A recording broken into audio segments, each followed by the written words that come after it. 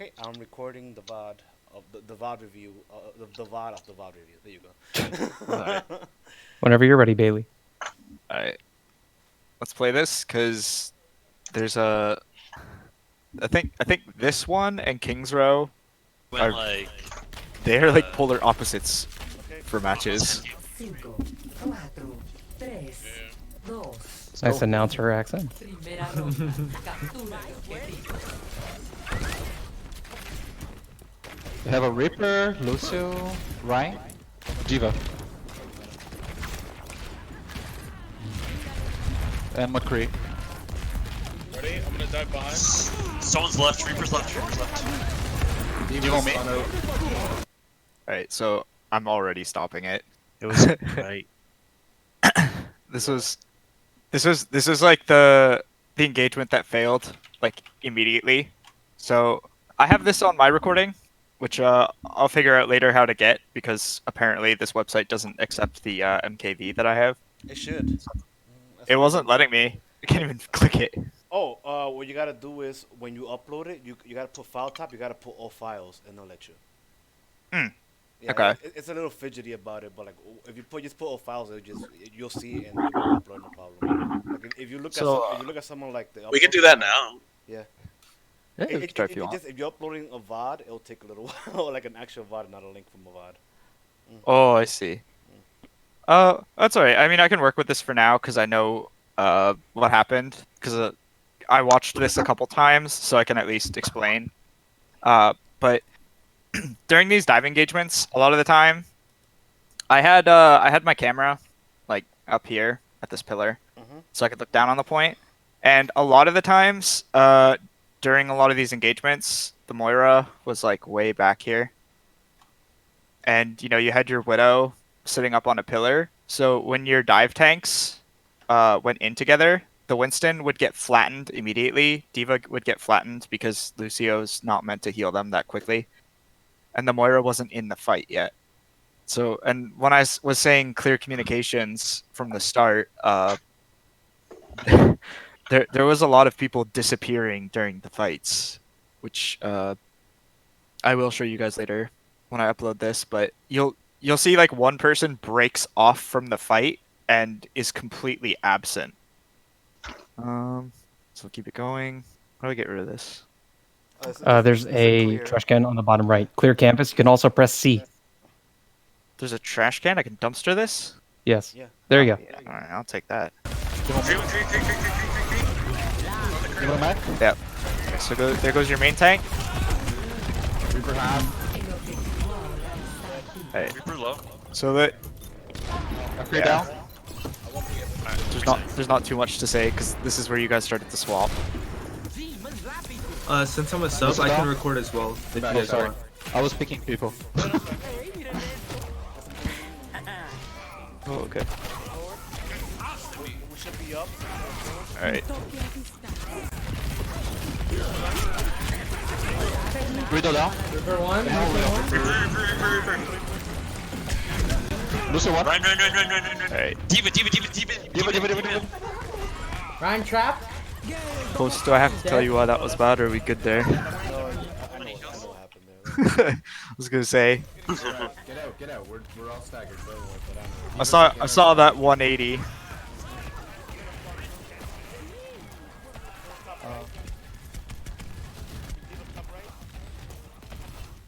gonna have shadow. They're gonna have death block. Body open up. Put it. Nadie puede esconderse de mí. Whoa. Diva top left. Diva and Lucio top left.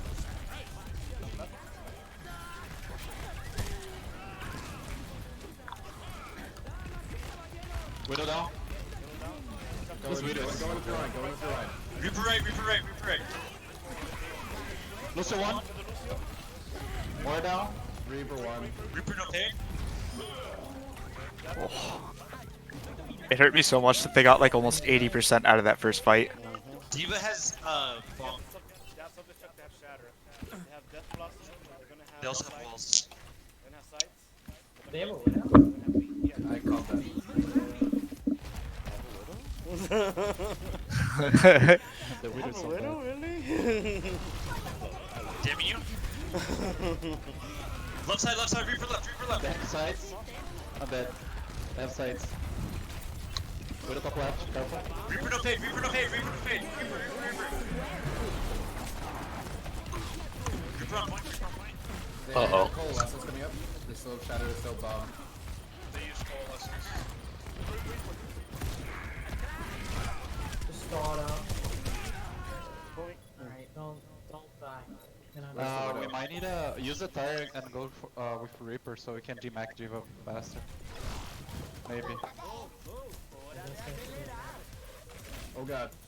Post. We need to touch.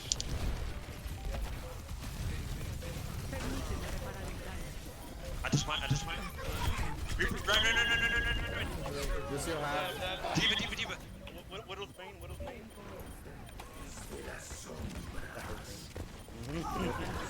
But Widow's main. Personne n'échappe à mon regard.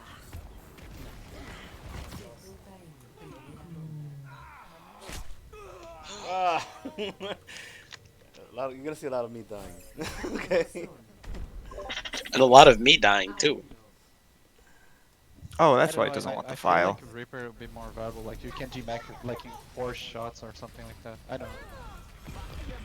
What do you want me to play? I'm gonna go ahead and pause it right there. Just give a little bit of input.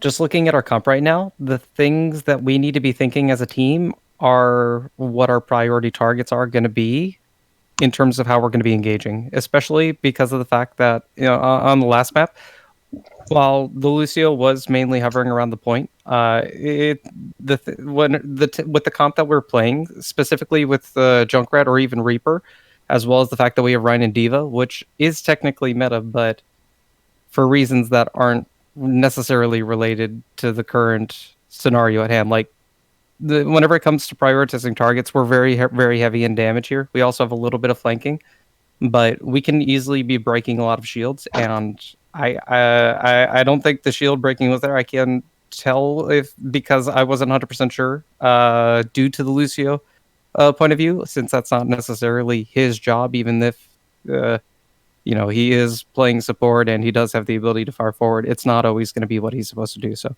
I will say, like, if we're playing usually higher DPS comps and just, like burst DPS, we should be focusing shields a little bit more than, a little bit more than normal. We should be giving it attention. Okay? All right. All Also, before we resume this, I just found out why it won't let me upload. Why? It's saved as a 10 gigabyte file. Huh? You gotta break that Huh. up. Yeah. That's I'm splitting it as we speak. Mhm. So, what's the right? resolution on it? I don't know. I think it accidentally recorded at like 4K. my. I think it Ultra. recorded at like my screen's At 2450 4K? or whatever. No. Holy shit, that'd be like the biggest fucking. That's some really high definition That'd audio. be the highest definition VOD of ever. Yeah, and it saved to my solid state, so I gotta move that. Mhm. But there is one game on there that has a really amazing view of some of those team fights that I told you guys were going really well. So I'm trying to cut that out as we speak. Really quickly, looking at our comp right now, what I do think we're playing on well as well for this coming map, correct? I think Yeah. so. All right. So can you guys, since I wasn't there, I'm not sure. Do you guys end up switching your comp, or do we end up moving forward with this? We switch swap. at the We beginning. swap it to like We Orisa swap to Hog. Orisa Hog. Okay, I'm gonna let it switch then, and then we can take a moment to just pause. Okay. They're not good. It's gonna be easy Scrim for sure. What are we running?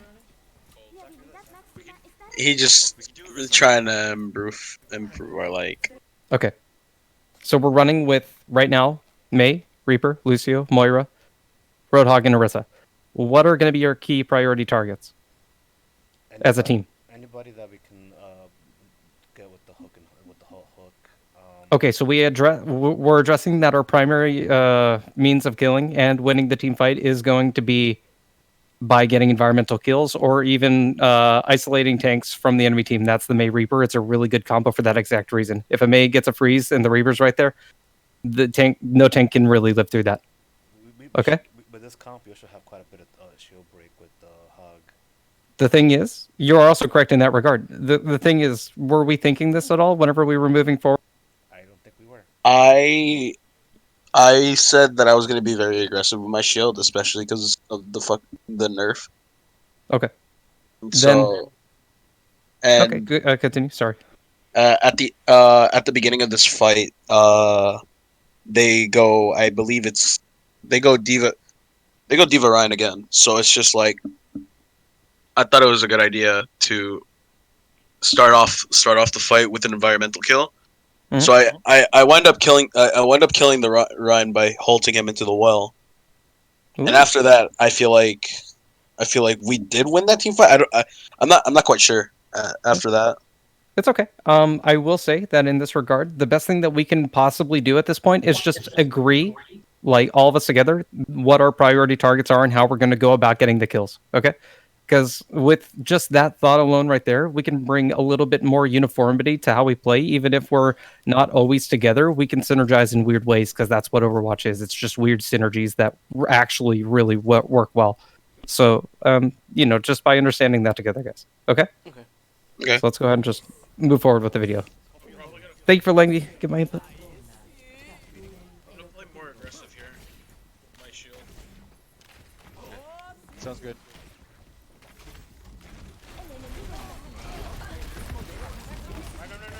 Walk in. Lucio boom, come behind, Lucio boom behind. Lucio one. Diva. I didn't even notice Cold pulled the Reaper. That's funny.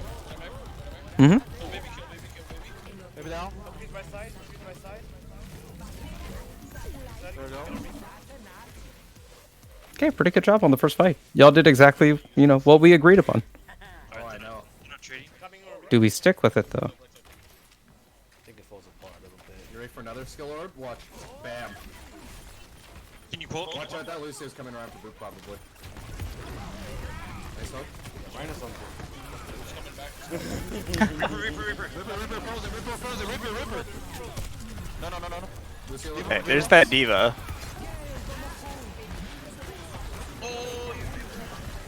Diva one. Run up. No, he is sports. They have Reaper ult probably by now. Yeah, they definitely.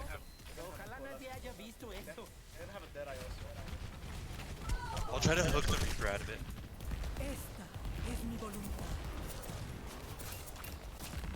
That may well kind of screwed my pull up. Oh, sorry, man. My bad. I was trying to split the healers from the tank. Diva's top right.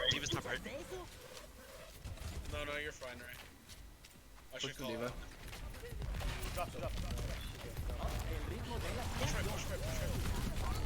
Careful, boot. You use boot. Go, quick. Oh, I missed. I'm gonna ult. Lucio. Oh, I don't have pull. What? That's what happened. They still, yeah, Zen boss. Wait, what? Go back? They still have Deadeye. I did a boop and something pulled them back. Let's go this way. Lucio. Oh, I don't have pull. What? So are you saying that the Orisa pulled them back? It seems like that they will pull back a little, but that wasn't communicated. We could probably start communicating halt boops and maps like this. So it's actually pretty good. Yeah, Holt boops are like really. Especially that one would have been massive because he had it. So like if we would have called it, that's probably one thing that we could improve on like maps like these in particular, where we work on environmental kills. That could be like another combo we could do. I don't know. What do you think? I think we could do it. I feel like if we coordinate it the most, and if they're mirroring our comp, which I believe I'm pretty sure, like when we get into GNA, they're most likely going to try to mirror like Orisa Hog, especially because it's like the most played thing on well. At least in my opinion, it is because I I don't would really agree. see because I don't really see as much other comps rolling in. I mean, people just occasionally put the Torb in, but that's ladder. But yeah, we could coordinate that, and most people would never see the Hulk boop coming anyways. So if you want to practice that next scrim, we can.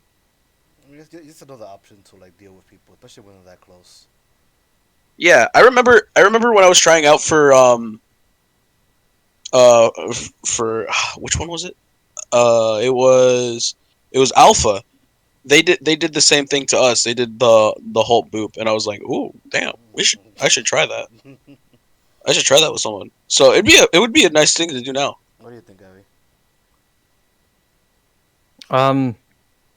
I really do think that there's a lot of coordination there amongst Orisa Hall as well as Lucio Boop. In fact, in this instance, if we just took a second to wait for the Orisa Hall to come in and then boop them, we would have had a lot more coordination and it would have actually executed instead of having that lack of synergy just because of timing alone, you know? Yeah.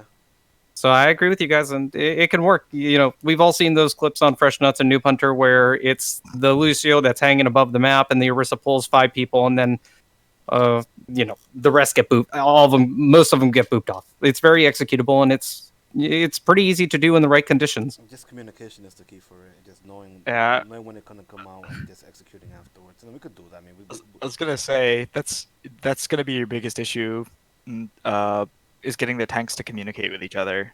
I think you guys probably want to put tanks in pairs, at least ones that communicate or play well together, because there's a lot of silent comms when tanks should be engaging. Like there's a couple fights that I'll be able to show you guys where one of them was, I think it was Dorado, where you're trying to send one of them on the high ground, but at the same time somebody was calling the tank down. And the main tank wasn't engaging because of that. Also, I know yesterday was a pretty bad day for me because I couldn't really like speak. Yeah, I couldn't really talk because my dad was asleep, and I didn't want to wake him at all because I know how grumpy he gets after his nap. So it's like I forgot about that. so it's just like, yeah, but like at the end of the scrim, you could hear me picking up my voice and picking up like I'm like, you know what, I don't care. It's gonna be the last match. I'm gonna try to communicate more, and you'll hear me say it, but yeah, I think in the beginning of the match of Dorado, I stayed quiet, and I think I stayed quiet throughout that whole time. And yeah, it was my fault. Well, That's fine. not your fault. Like think about it, it's like let's say we were aware of that, we could have had like Cold or something like pick up the comms a little bit more when it Yeah, comes I agree with Bailey on this. This isn't your fault. Like, when it comes down to it, there are nonverbals for communication, but other than that, we should have a general game sense for what we're doing as long as we're doing what we're supposed to. Okay. No, Bailey's right in that regard. It's not your fault. Okay? Yeah. All right, shall we continue? Yeah. Yep. You are so lucky you kept your ult there. No, I was actually surprised. I kept it. Yeah, positive of death. They killed you so quick that you can't get a refund if you don't even make the purchase. They just used Death Blossom. Alright. I've split a few of these games up so far, so should be able to upload a couple. Perfect.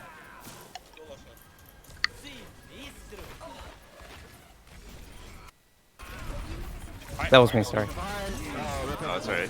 That was my internet. Nice.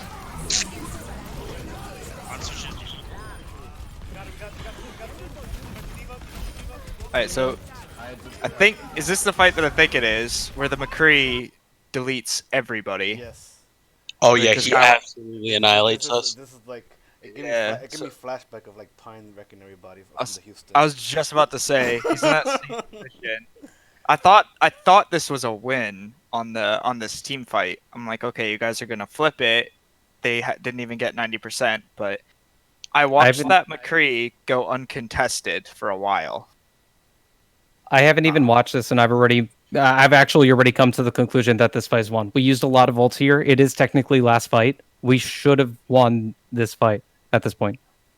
Yeah, let's So the question is, why don't we? And that's what we're just about to find out. We didn't engage budget Pine. yeah, Did we? We Did shall we? see. didn't- Did you we did lose not- a weight during this fight? I think you lost your You lost to me Roadhog. at the very beginning. Yeah. Oh yeah. Yeah. So, I mean, oops. Trying to delete it. There we go. So, we'll see how this happens, but like, see that Orisa shield that's in the wall right now? Yeah. Facing away from our team. Yeah. Uh-huh. That shield achieves nothing. It doesn't block anything, and it doesn't create a new sight line for your team to engage behind. And the one thing that I was really hoping would happen is with the Orisa gameplay, you'd come out of that corner, body block, or pop a new shield down and drag the McCree back if he tries to dodge roll away. But that McCree stood there, and this shield stayed here for a really, really long time throughout this fight. So watch what happens without the shield. Alright, so they got 1 kill on the Orisa. It's unfortunate. McCree got you and Moira. He only hits. And the rest of his team's back. I need. No healing on point. Both of us are dead. Oh man. In Oh yeah, Yeah. he got another Deadeye. That was such a valiant attempt. I saw that. I know. If Ryan didn't have that buff, he would have won. That's the only thing that makes him viable. Yeah, the steadfast. Yeah. He kind of needed it. He was kind of like everybody's punching bag. Everybody remembers that infamous clip of Calvin getting like pretty much. Oh my god. Getting Poor knocked around Calvin. on Getting knocked was that around Oasis? Yeah, getting knocked around like a fucking a volleyball, pretty much. Just like he's like, oh my god, he couldn't even land. the thing Yeah, is, it was the best. the thing is that with that initiation, is that they were running a Rhine into you guys, and you had not only a lot of boops and hooks and pulls, you also had a ton of shield break. You also had May Reaper, which is Rhine's natural counter. And while you did run that, and we did take care of the Rhine for the most part, the problem wasn't exactly that. It's once we took out the tanks, what were we prioritizing? What were we doing? Because there was a McCree that was just sitting there. He didn't even move. And McCree's, obviously, they're going to aim better if they don't have to move. But like, if a McCree's able to just sit there on point, you know, it's a thing of target prioritization after we achieve our initial objective. Like that we need to focus on. I feel like we should have focused him just because, like, especially when he's trying to be that ballsy by himself. One of the things that we gotta remember is that as much damage as he does, he's a glass cannon. He can't take that damage. Not only that, we used a lot of our cooldowns, and we also put down a shield specifically to target the Lucio that was in our backline. Yeah, that's yeah. There's some. I mean, we already covered that with the Yeah. communication that you know you don't want to have your dad lifting up you and your desk and putting you on the roof.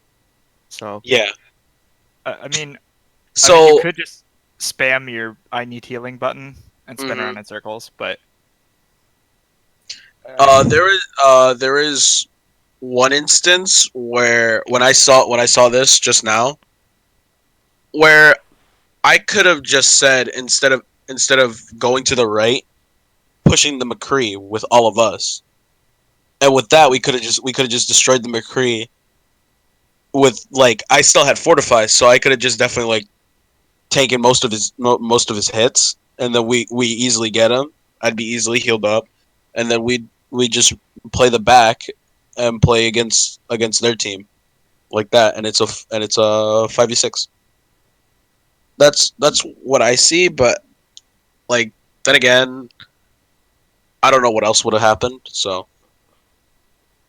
My question to you guys would be, from just watching this fight so far, who knows how many people on the enemy team actually can boop us and actually knock us off the point and into the wall? They really only have a Lucio Diva? and they have the Diva Diva and pretty Lucio. much, and that's about it. Reinhardt. Reinhardt, His swing Reinhardt can do it displaces. too. Yeah, you're right. Technically, yes. Technically, yes. But whenever it comes down to it, should we, especially with the comp that we were running, should we? I mean, in terms of our positioning, should we be playing so respectful of the well that we're prioritizing targets that are behind us to the back left, like the Lucio, like we were doing, or should we not have been doing? Should we have instead focused the McCree? Is what I'm essentially asking you guys. We should have focused. Like- We should have focused Focus the the McCree, McCree. but be aware of the Lucio, especially because he's like he liked to go behind and try to boot people. So Okay. My in my own personal opinion, especially with this current scenario at hand, the fight was already very won or close to winning or being close to won. But the thing is that with the fact that by in that term alone, what it means is you guys could play as naturally as you do and get to the point of winning just because the fight's already made uneven in your favor, correct? yes, But the thing is with Plat especially and with Diamond, people don't know necessarily when to pull out of a fight. That's a thing that like the McCree and the Lucio were obviously displaying, and that's something that's quite common. You know, not only in ladder but mainly in scrims is knowing and identifying when to pull out of a fight and when to go in. You know. gotcha. So at those points, it's just something to consider moving forward that we have to evaluate who's knowing to pull out on their team and who's still fighting that we can punish. That's all and even though the area is relatively gray because Lucio obviously can get boops, but it is something to look forward for in future scrims, I'd say. But that's my input. No, I got you. Okay. Are we ready to move forward, or do we have any more feedback specifically on this round? I think. I think we're good. I think we're good. Okay. Hopefully, unless any questions arise. This next one is actually this last round is actually the most interesting. I look forward to this. Oh, this one, I'm yeah. your typical Moira. Yeah, because there was so much going so often. 4 medals, 3 of which gold. Yeah. Typical Moira. Yeah. David's just the only one I'm missing. With May? The shadows. Yeah. Straight to point. Shadow, do the funny. I am the only one that matters. Objective time.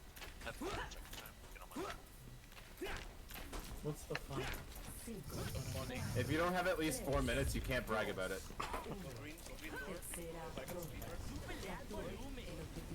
Yeah, again. Just try to push that way. Go straight to point. Go straight to point. Fisher one. They have a choice.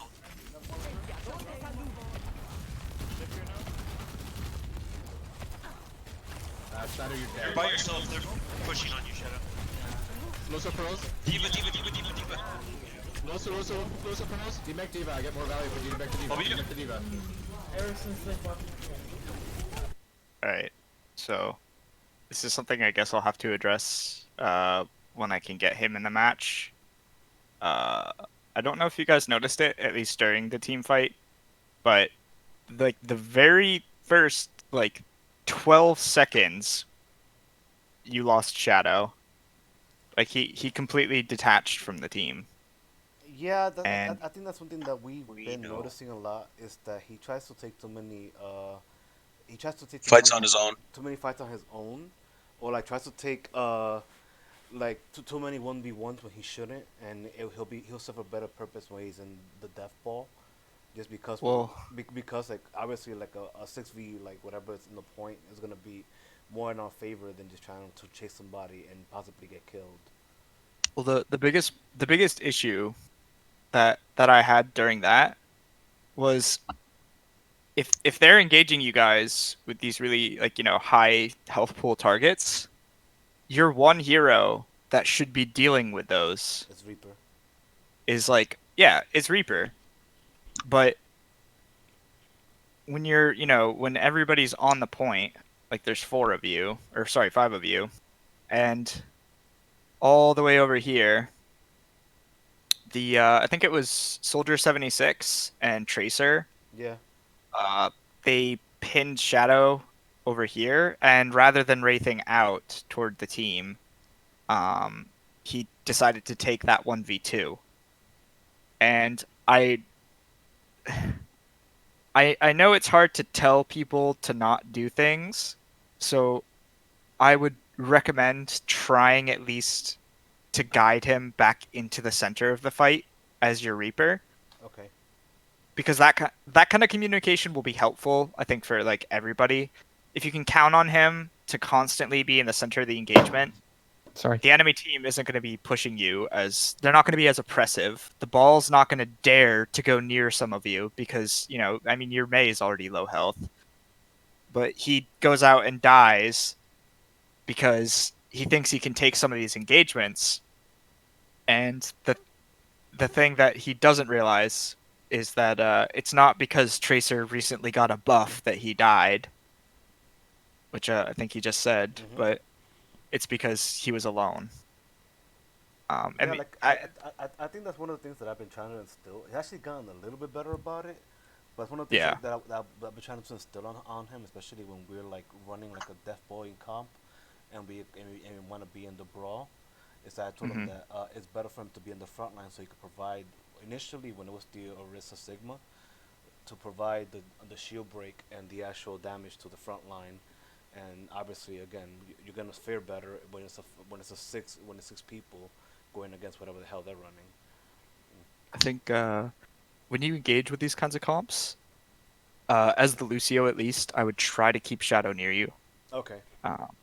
Because Lucio and Reaper is like one of the most terrifying things in the game because you have the highest burst damage in the game being speed boosted toward your tanks, and he hits his shots. Like I've seen him shred their tanks, but he needs to be put in position. And I think if you guys help him get into that position, then rather than dying out here, the enemy Tracer is going to be looking in the back line, find nothing.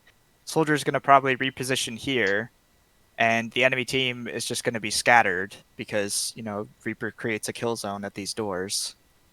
Yeah, like I think later on you tell us and we kind of adjust into putting like Yeah, resources into I think we him. did a really good job on that on Numbani. Like we just used Yeah. our resources to Like help him get into position. we started like making sure that he was always with us, and like if he was gonna do a flank, is when we do like a drop or something, and kind of like get behind them. But like that comes later. I think at first you saw this and then you identified it. Where's my Numbani? Because I'm gonna also clip that for you guys. But I like the King's Row one. The Numbani one upset me a little bit because you guys swapped your composition. Yeah, I know that was my call. No, it's alright. It's just you know what works, but I mean, I guess we'll get to it soon. But like, you know what works for the pros and what works for the meta, but what works for you guys is different because of the heroes that you play.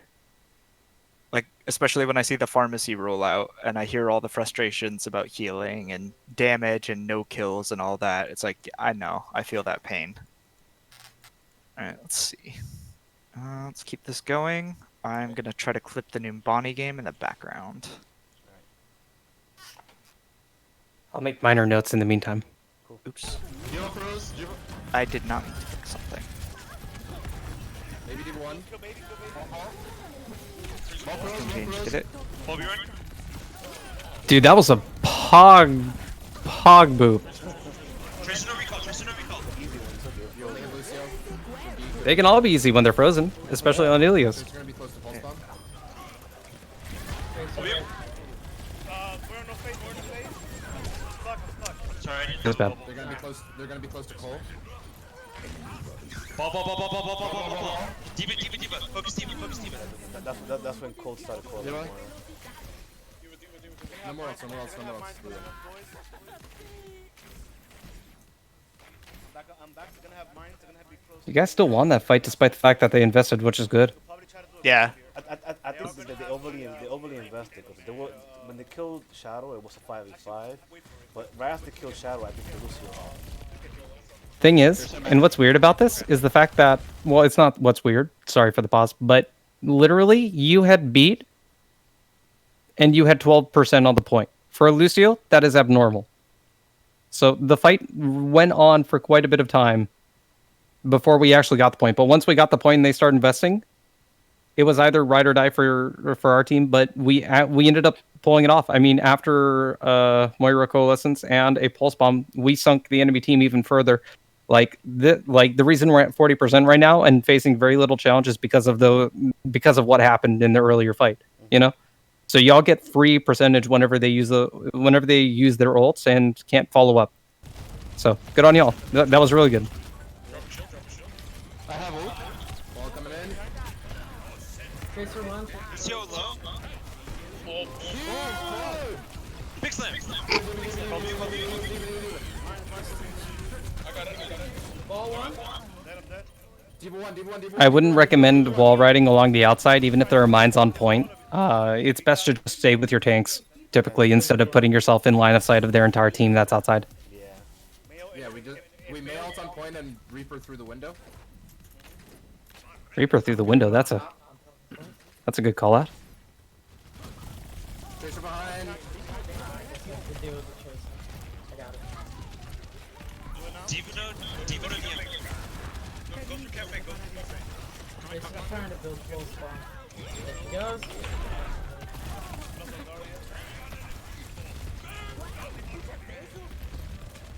You can't use your shield to block him.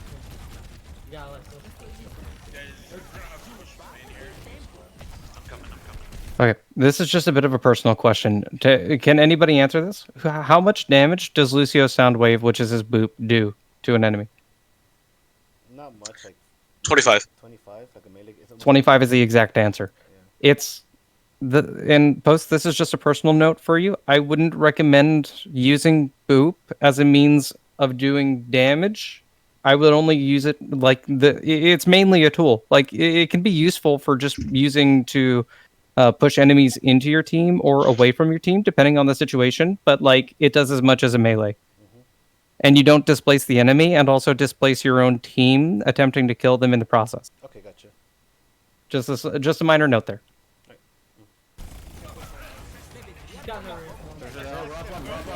Good job to whoever answered 25. Mail point, make sure D1. Yay. D1.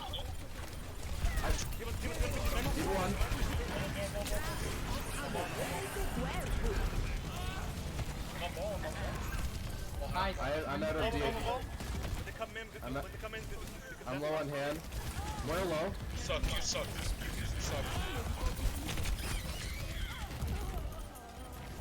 Targets. Can we grab? I'm dead. We win.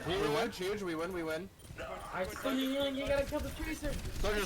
Tracer's building a pulse bomb. She's gonna have it in a second. Soldier one. Ball's coming in. No ults. Get on point. Stop. We're at 94. We're already at It's it. more of a stagger. I have Shatter here. We're gonna have pulse. We're gonna have mines. We're gonna have bomb. Okay. I'm just gonna take a second here and say that their Tracer pulse bomb can only kill one person on your team without really using, especially with this comp. Tracer can't kill many people on your team as long as you have cooldowns. And this Tracer especially is using her cooldowns before the team fight begins. She's usually very, very either early or late. She's got horrible timing. So specifically, the only people that can get hit by this are, in essence, a Lucio and a Ryan, technically. Everyone else can literally just void it. So, especially with this Tracer, I wouldn't necessarily call her a carry in this fight. I don't know how y'all feel about that, but like it just comes down to the fact that hello, she has a lot of she doesn't have a lot of opportunities, especially with how she's been playing recently. I wouldn't consider her to be too big of a carry in this instance. So the priorities could shift elsewhere. It's also that it just comes down to ability management. What's up? So I don't know if you guys noticed, but I saw Ray had his Blizzard, like he kind of held on to it for too long. Like I think they could have won that fight if you go back a little bit. I'm gonna go back to the prior team fight, and then we can go lead into it. Okay. Yeah, Okay. just watch the male. He like saves it to right before he dies. I think you guys that fight. Targets. I wouldn't blame him too much, mainly because whenever you guys were taking engagements, I think it took like till the next game until Ray really said something about having a plan for the engagement rather than just throwing bodies at it. And I think he was holding his ultimate for a plan. I Yeah, was just saying because that could have been like it was like 94%, and he could have just blizzard right when he got back from spawn, and they could have won the fight. All right, we're gonna go into this team fight, and we could definitely watch for the blizzard, okay? And Yeah. see specifically when it is, and identify when we should be blizzarding. It's about to come up right now. Look, he has it. Soldier. Tracer's building up pulse bomb. She's gonna have it in a second. Soldier one. Ball's coming in. No ults, no ults, no ults. Get on point, stall. We're at 94. We're already at It's it. more of a stagger. I was just gonna ask if it was actually winnable with that male because they still had three people there. Tracer's going left, careful. Well, the thing is that with that May ult specifically, well, not only was it used, but it was, in this instance, I wouldn't say that it would have much prominence, especially even if it's on the point. The enemy team already won the fight.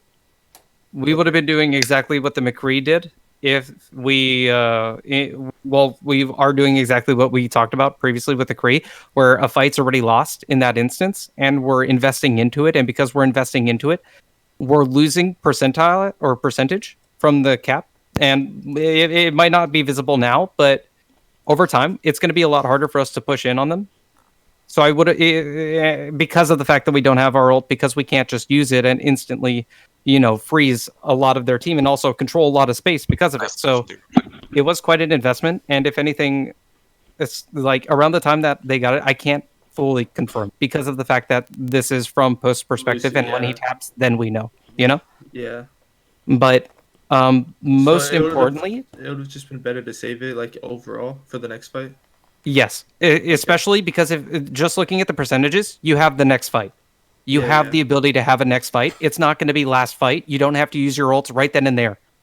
So there is no rush to use any ults if they get the point. We're at 94. We're at a comfortable position where if we just re-engage and we kept the Reaper and we kept the Mei, we could have easily comboed those for some massive damage on the enemy team that they probably wouldn't have been able to sustain. Okay. But which is something that we're going to have to consider going into this next fight, just watching how hard it's going to be without any of those ults to use. Okay? Yeah. This is where that percentage starts sneaking in, where we could be on the point right now, we could be pushing, we could make this fight shorter and get more value ourselves, but we're just leaking CP, or percentage. Bobby red.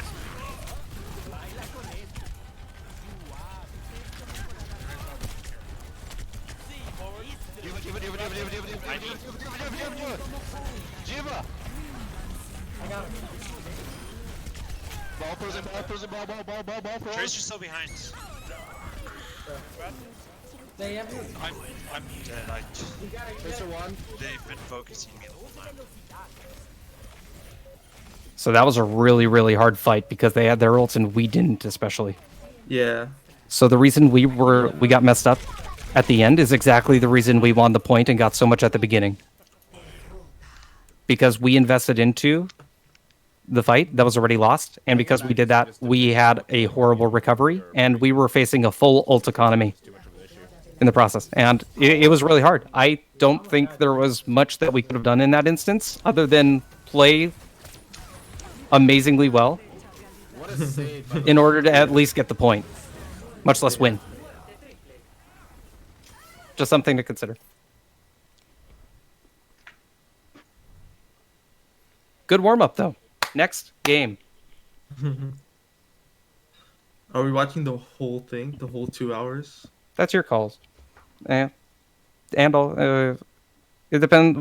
Bailey, what would you like to do specifically? I normally go to 2 hours myself, but that's only for one map because I'm really, really in detail. Oh, I had my microphone muted. Sorry, I was eating a cracker. So, I wouldn't do the whole 2 hours. There is one key match that I do want to watch.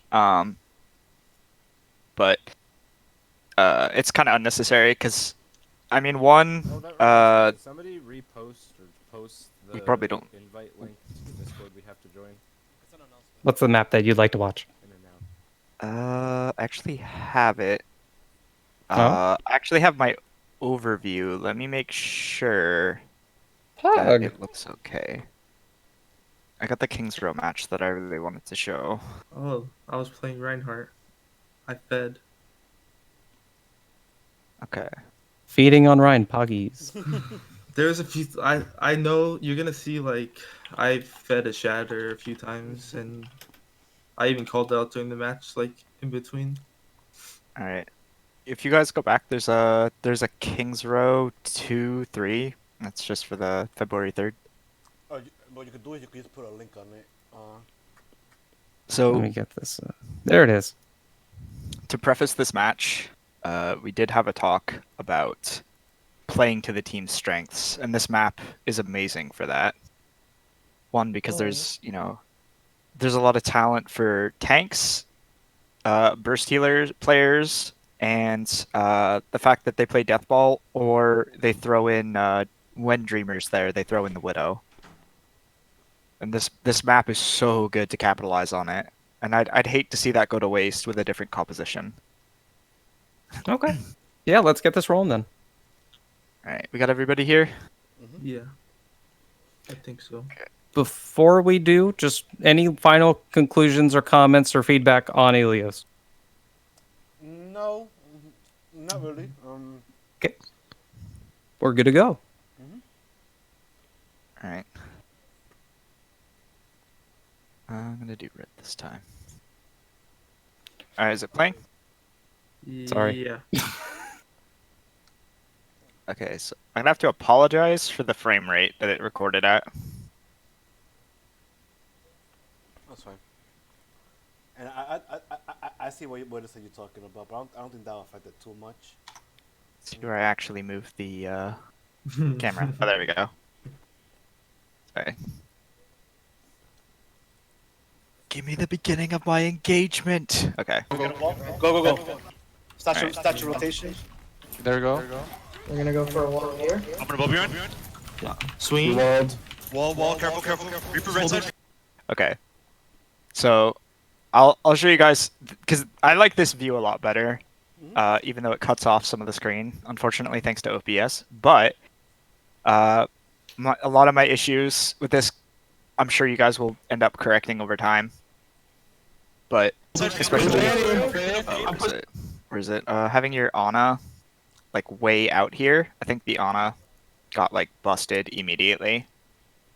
But this, I mean, aside from the fact that we have our Zarya like way out in front of the Reinhardt, this isn't bad right here. Like this is what you guys do. Let's see. I was doing it to get them to focus I'm frozen. more Oh, yeah. on me. I'm dead. Yeah, just simple body blocking. Ryan's dead. This was such a good first engagement. I'm frozen. Reaper. Went back in. Going target. Going targets. They're gonna have coalescence coming up. Nano. Let's get 3 on point. Like that right there is pretty much as clean as it gets. Back up. Get 3. There we go. We can push. Push. Rhino shield. Drop ball. Play the corner. You guys have to play without. Run. Diva. Dang, that fat shot. Shield one. Yeah. Diva. Go up, post. Go Oh, up, post. that diva. You need to be in the barrel to get value. I'm pushing more. Push up. You don't have healers. Alright, I'm back. Jesus. Welcome back. Good. My dog did a big ass Reaper's mess. top. I had to clean it up before my dad woke up. That's okay. We can just I'm gonna. Yep.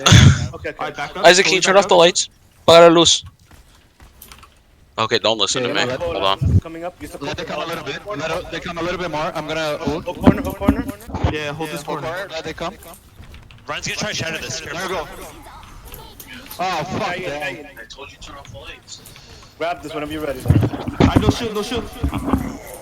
Ryan's one. Yeah, heal. It's alright, we got free grab, Hang on, hang on. Not yet, don't leave. No. I'm grabbing. Okay. Nice. Fox grab. You Janie on the Ryan. You Janie on the Ryan. Discord lagging. Yeah. All right. So That's when I wasted shatter. I was gonna say this fight was the most expensive fight for both teams. I think was there like 5 ultimates cast here, or 3 or 4. The enemy team also threw a ridiculous amount into this fight. I don't know why they dropped the beat and then they decided to use coalescence. But their Rhine had already shattered and then started to swing into it. But at the very least, they wasted 2 ultimates because I honestly thought your next engagement you guys were just gonna get trashed on. But their Mei and Moira seemed to just like completely bot out and do that. I think they're more freaked out because their Ryan was low. Mm. That's the only way I can like assume what happened in their calls. The only thing that I would have changed about that engagement was Shadow was like 100% right when he said you guys had a free grav, you just had to wait. The graviton was like tossed in, and it was tossed into a Reinhardt and a D.Va. I mean, aside from the fact that the D.Va didn't eat it, like it was a huge waste. You had no burst damage ultimates available to you at the moment, and if their Moira had just coalesced from like a mile away, she would have just saved them from the Reaper ultimate anyways. When you have a graviton, I would suggest looking for your combination before you pop it, because if you just pop it when there's people nearby, it's more than likely that you're just going to end up throwing it away. To build up on what Bailey is saying, I completely agree on the fact that we should be considering specifically not the quantity of people that we can get in our grav, especially the quantity of people. We should be more so looking at the quality of if we do grab these people and we can confirm them killed, does it make a difference in the fight? How much actual value does it have? Because there is the on paper value if you get a grab on 6 people, but if you're by yourself and you're at 5 health and you have no bubbles and the enemy team is literally just looking at you and you're the only one on the payload, sure, you got 5 people and you're going to die. It's going to have no value actually applied. So it's just something, I fully agree on that. Okay, I can do that. Yeah. And like, everybody makes mistakes with the grav because it's really hard to tell when a good time is a good time. But like, one thing I'll mention and it goes back to like why I really love this map. I mean, the enemy team's sightlines at this choke, right? They're all essentially from here. So what they want to do is set up their Reinhardt around this area, where he has like full control if he gets a shatter off on your team. When you play Zarya, if you position yourself around here, you're forcing the enemy team into a really bad engagement if you grab behind them. Like assuming the D.Va doesn't eat it, but I'd hope you demech that at that point. And when you have Shadow set up, you can have him set up like right here during these kinds of engagements. You can call that to him. Just be like, dude, just TP up here. I've got Graviton. You don't even need Death Blossom. You just have to drop on their heads with your shotguns. And that's team fight 1 right there. But if we'd like to, we could replay it back and just look specifically at how the whole fight plays out, because of the fact that it's a high value fight to win because of all of the committing that's coming from both your end as well as their end. Yeah, this was an extremely expensive fight. I think it's a little further back than that. One more. Right there. There we go. Okay. So here starts the Reinhardt fight. They come a little bit more. I'm gonna ult. Hold corner. Yeah, hold this corner. They come. Ryan's gonna try to shatter this. There we go. Oh, fuck that. Right. Grab this whenever you're ready then. No shield. Alright, so I'll stop it real quick. Just for a quality of life tip. When you play main tank, if you know the enemy team has a Reinhardt shatter ready, and you're calling the Reinhardt shatter out saying he's looking for shatter, please do not press E and throw a fire strike. Oh yeah. Because when you cast your fire strike, you're giving yourself like a full second of opportunity for him to shatter your team. Yeah, my Luckily, shield it broke didn't as hit the well. Ana. Yeah. That's So I was getting understandable. shattered either way. But that's another thing you should call into a fight as well if your shield broke. Yeah, if your shield's broke, then you should be playing more line of sight. Your team is very, very in there for the fact that your shield is broke. Yeah. Like, Okay. in that instance, your shield. In this instance, I wouldn't be having shield up to the point where it's breaking because of the fact that the only person you're protecting is the Ana, who is currently having a wonderful time pushing the payload. No fire whatsoever. Turns the Not being corner. shattered. Literal hell. It looks like hell over there. For Granny, give Granny a heart attack. Yeah. This is a maelstrom of particle effects over here. And then you have Ana just sitting back there. You're not protecting her at all. She's already safe. Yeah, she But looks yeah. she looks through her sniper scope and she just sees fire. Is this hell? Exactly. Actually, hell is Doomfist Damn. coming at you, but still. That is true.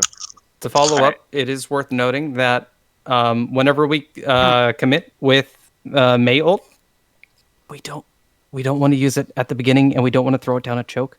I play Genji, and I literally can make it very high in SR just because of Mays that are throwing their snowball very mindlessly. I literally have deflected 3 today of lizards, guys. Yeah, It's the easiest ult to deal with for any defense matrix or deflect. Yeah, Okay. this diva specifically on the enemy team, was it Mobility over here that was playing like they were playing extremely well. But I think they over the course of these matches probably ate about 8 ultimates. 8? Yeah, they like almost Yeah. every engagement the diva eats the May ult. Or That they comes eat the down to Graviton. adaptation. That definitely comes down to adaptation. Into her. Well, that's- I saw and that- her DMing, and I threw it into her on Dorado. Yeah. that I watched. that was Goodbye, Snowball. Yeah, I think that one actually happened the most on Dorado. But like, yeah, the whole reason why the Brig ended up getting played was, you need crowd control. If the diva is getting free time in front of the team, you can at least force her back if she sees somebody that's got low cooldowns and the ability to knock you back and make you an ultimate battery. All right, so let's watch this expensive fight. Sound barrier. Yeah, heal. Oh, sorry, we got free gas. Nano, Not yet, armor, not yet, not yet. 3, 4 ultimates, 5, 6 ultimates.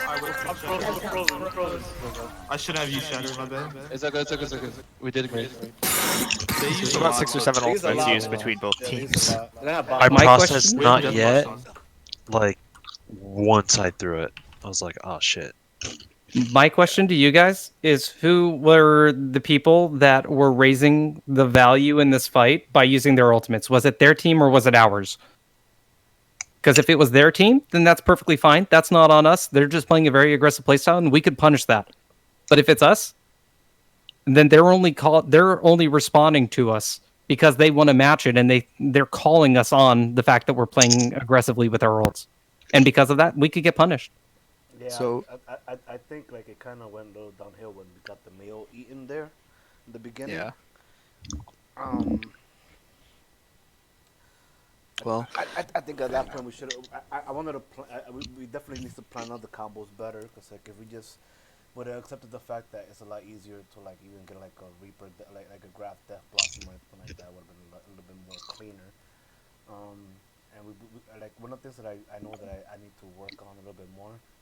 It's in the mid fight, thinking of ways to like either plan out what we're gonna do so we don't overinvest, because overinvesting is obviously one of the worst things that you can do, because then your economy is to shit and then you gotta like play the poke battle of building ults again while they already have ults.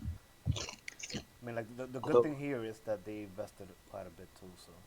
Yeah, I was gonna say, luckily for you guys, they invested their only crowd control ultimate. After the fight was over, Moira blew her load at the end of the fight, didn't even need to do it. didn't save anybody. The Reinhardt shattered early. That's not a huge issue. The Diva Bomb is negligible. And they use Sound Barrier, which is the only thing that protects them from any of your ultimates ever. And the reason why you guys got lucky is because you used an ult that came back really quickly. I believe I heard the Zarya call out that, "Don't worry, I'll get another grab," and I was like, "That's beautiful." Yeah, he was talking about. Yeah. One of the things that he was talking about is that he builds up grab really, really fast, so we should take advantage Yeah. of that. Especially in this meta, the Zarya is very, very, very fast. Like, it can be faster than a feeding Genji sometimes. Can guarantee. So like one And, of the things that Code was saying is that sometimes he feels like he holds grab too long, because we plan to initially use the grab, but we don't, and he says maybe we should just use the grab because I can build another one real quick.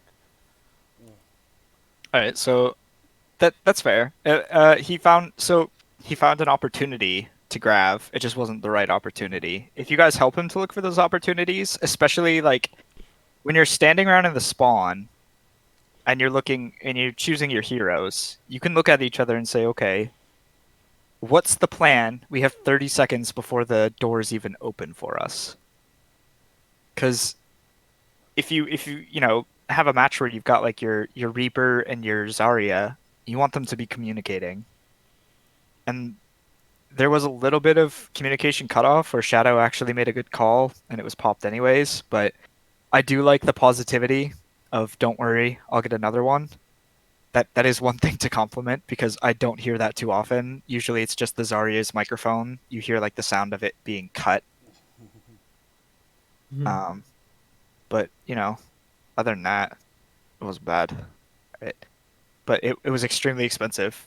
Hopefully, when you guys play these people again, if you do, you'll be wiser in these fights, and they'll still be blowing 3 or 4 ults. I can build grab real fast. They're gonna have a shatter here. I'll try to block it. Okay. Is that a flanking Reaper from high ground? It is. This was beautiful. Nice job. The Diva couldn't eat it in time. Killed 2 people, I think. Got it.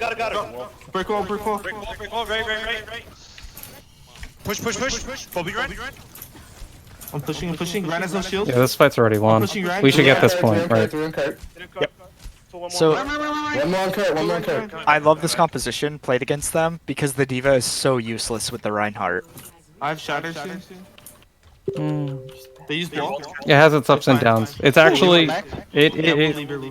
I have to regen. I get what you're shield, saying. they're gonna have bomb. They're gonna have a shatter here. Yeah, I have boss on again. We can use now. Goodbye, payload. Ah, you jumped. It could buy a team I have fight. ice. They don't have a mech. That's it. Bobby, You walled right. Help the run. Hold on. Okay, there we go.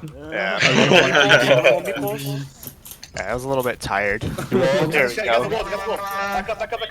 Okay. Well, that's a lot that's happening. That was beautiful. I have no shield. Just look how this engagement goes for you guys. Bobby, I built one person. I could have swore I blocked. We have free grabs, so just save it. There's the ball for the free grab. Reaper behind. Run. Loose shield. Reaper behind. I'm dead. Okay, let's reset. We have grab, and they do not have beat. Yeah. You gotta demech the Diva.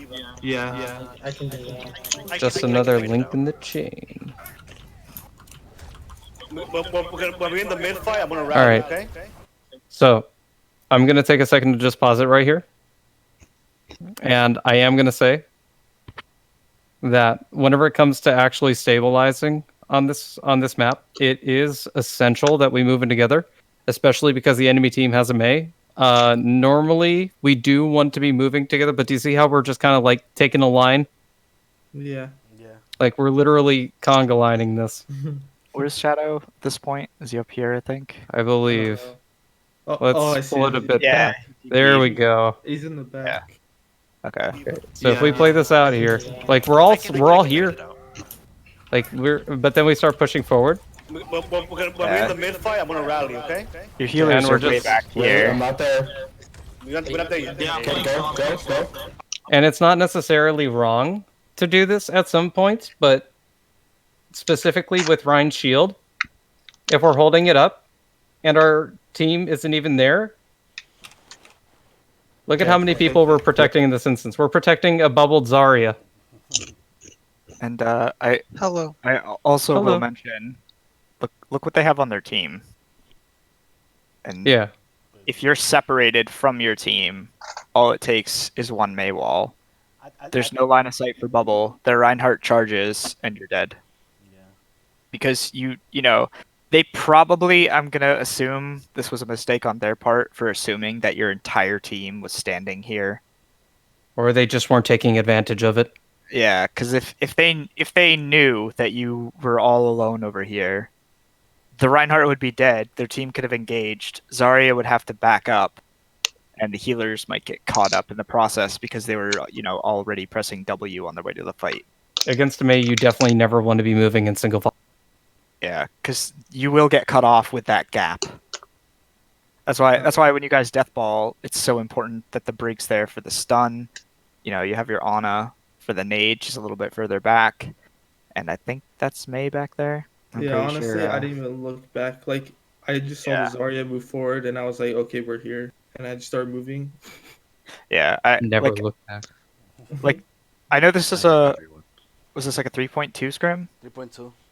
Yeah. 3.2. Okay. So if you guys go against, the better you get, the better the players you're going to fight against. Or, the more you play against certain people, the more they're going to learn the value of just, watching the tempo of the fight and being like, oh, they actually have an aggressive Reinhardt that didn't have his team with him. Let's just start cutting him off in the next game. In other words, in terms of this fight right here, is the reason that we're actually competing and we're having success in this because of the fact that we're playing our part to the best of our degree, or is it because the enemy team isn't calling us out and punishing us for what we're doing? A lot of it is that they're not punishing us for a lot of the stuff like that. And that's the thing, is that you're going to run into a lot of games against people that aren't going to punish you. And while it is something that is a bit of a gray area in terms of how you measure what you can get away with and what you can't, in this instance right here, this is the biggest indicator that you can collapse on the Mei and you can play this freely. But are we going into this knowing this? Because if we're not, then we're eventually going to be put up against a team that's going to punish us for it, and we're just going to be like, God damn, Mei piercing freaking bullshit left click. It's just, we don't want this. We've been through that. we know. Everyone's been through it. It's Overwatch. Mei is literally the demon. The devil. This happens to my team as much as it happens to you guys. I'm sorry. This is why we need Doomslayer. Doomslayer for Smash and Overwatch? Oh, yes. Ooh. All right, let's continue. Hey, I'm not there. We're not there yet. Yeah, Okay, go. I'm gonna move you. Okay. Careful, I didn't get it. Mace half. Anyway. I like that setup, by the way.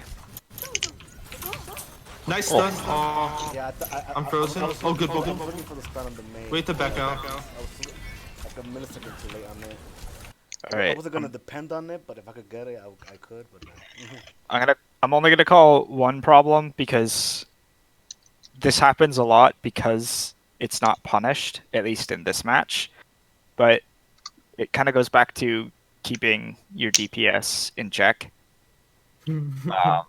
Shadow is, he made the move. He's up here, right? Full sight lines. Moira's really far away. D.Va that could, eat Reaper alive is right here. And a Reinhardt that could swing into him is like right behind her. And he's in the way back line, separated from you guys. What's target priority? So, A, there is no target priority, and Ooh. B, there was kind of no plan going into this. And, the issue that I have, and I've seen it, I think, was it like last week on your Rialto game? Yeah. That you guys struggled with was the big man himself with his little 6-shooter revolver and his flashbang grenade. Oh, no. So, because Shadow got deleted by McCree a lot because when he drops into an engagement, Flashbang. there was a crowd control ability available to knock him out of the fight, and I know he didn't get punished for it here in this instance. I think he pretty much just blew through their team and got away with it. But it is worth noting that if you can give him a plan, or at least discuss a plan again before these engagements, you'll find your DPS a lot less lost in the engagement, trying to get some kind of value, farming an ultimate up. So keep this fight going, because this was honestly my favorite game to watch all night. And the defense, which is coming up. That was hands down, like, I think I was on the edge of my chair at one point. Where is it? Good canvas. Actually. The Ryan's one. Reaper behind.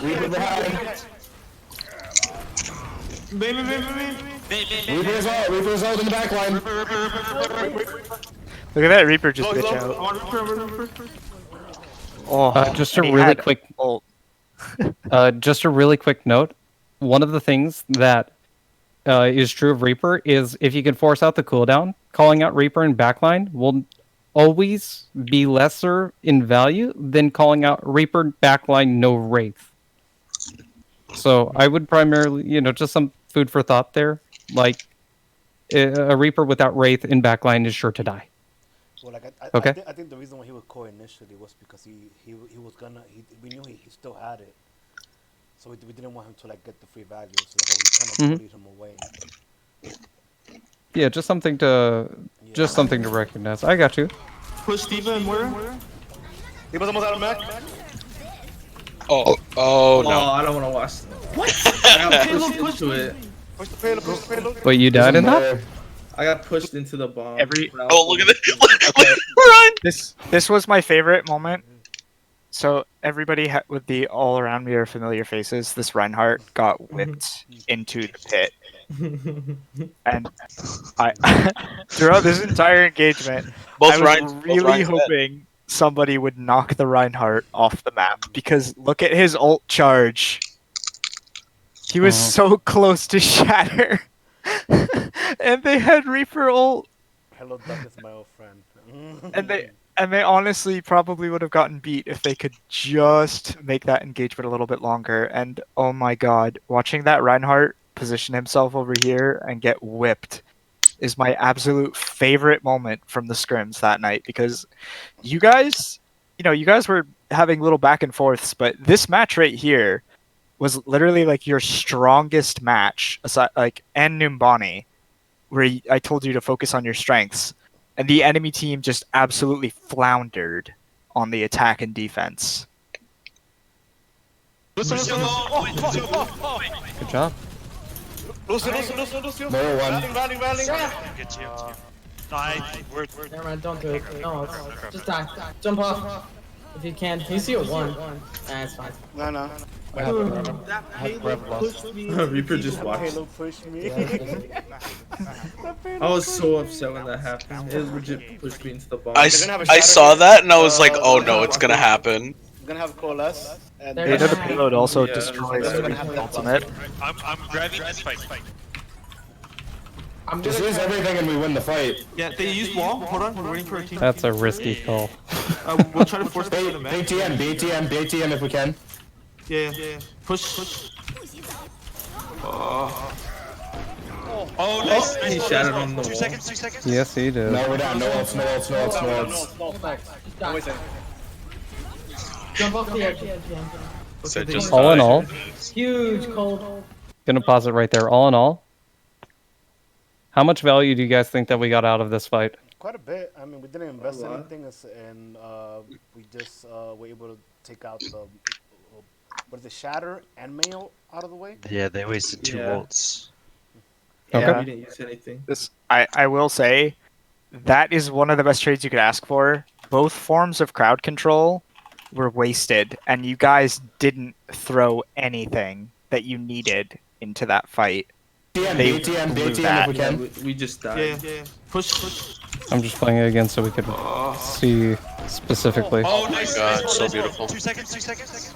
No, we're down. No ults, no ults, no ults, no ults. No, fact. I don't know if that was meant to happen, but that was a good one. Yeah, that was a good, really good one. Okay, they use Blizzard. Huge cold.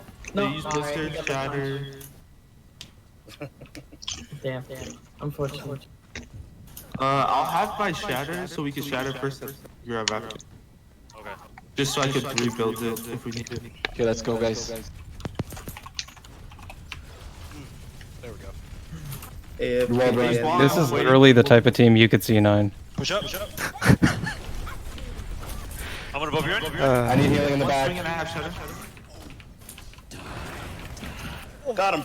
Oh, President, Big. I have no years of setup didn't prepare him for Wait for that. grab. I wasted Shatter.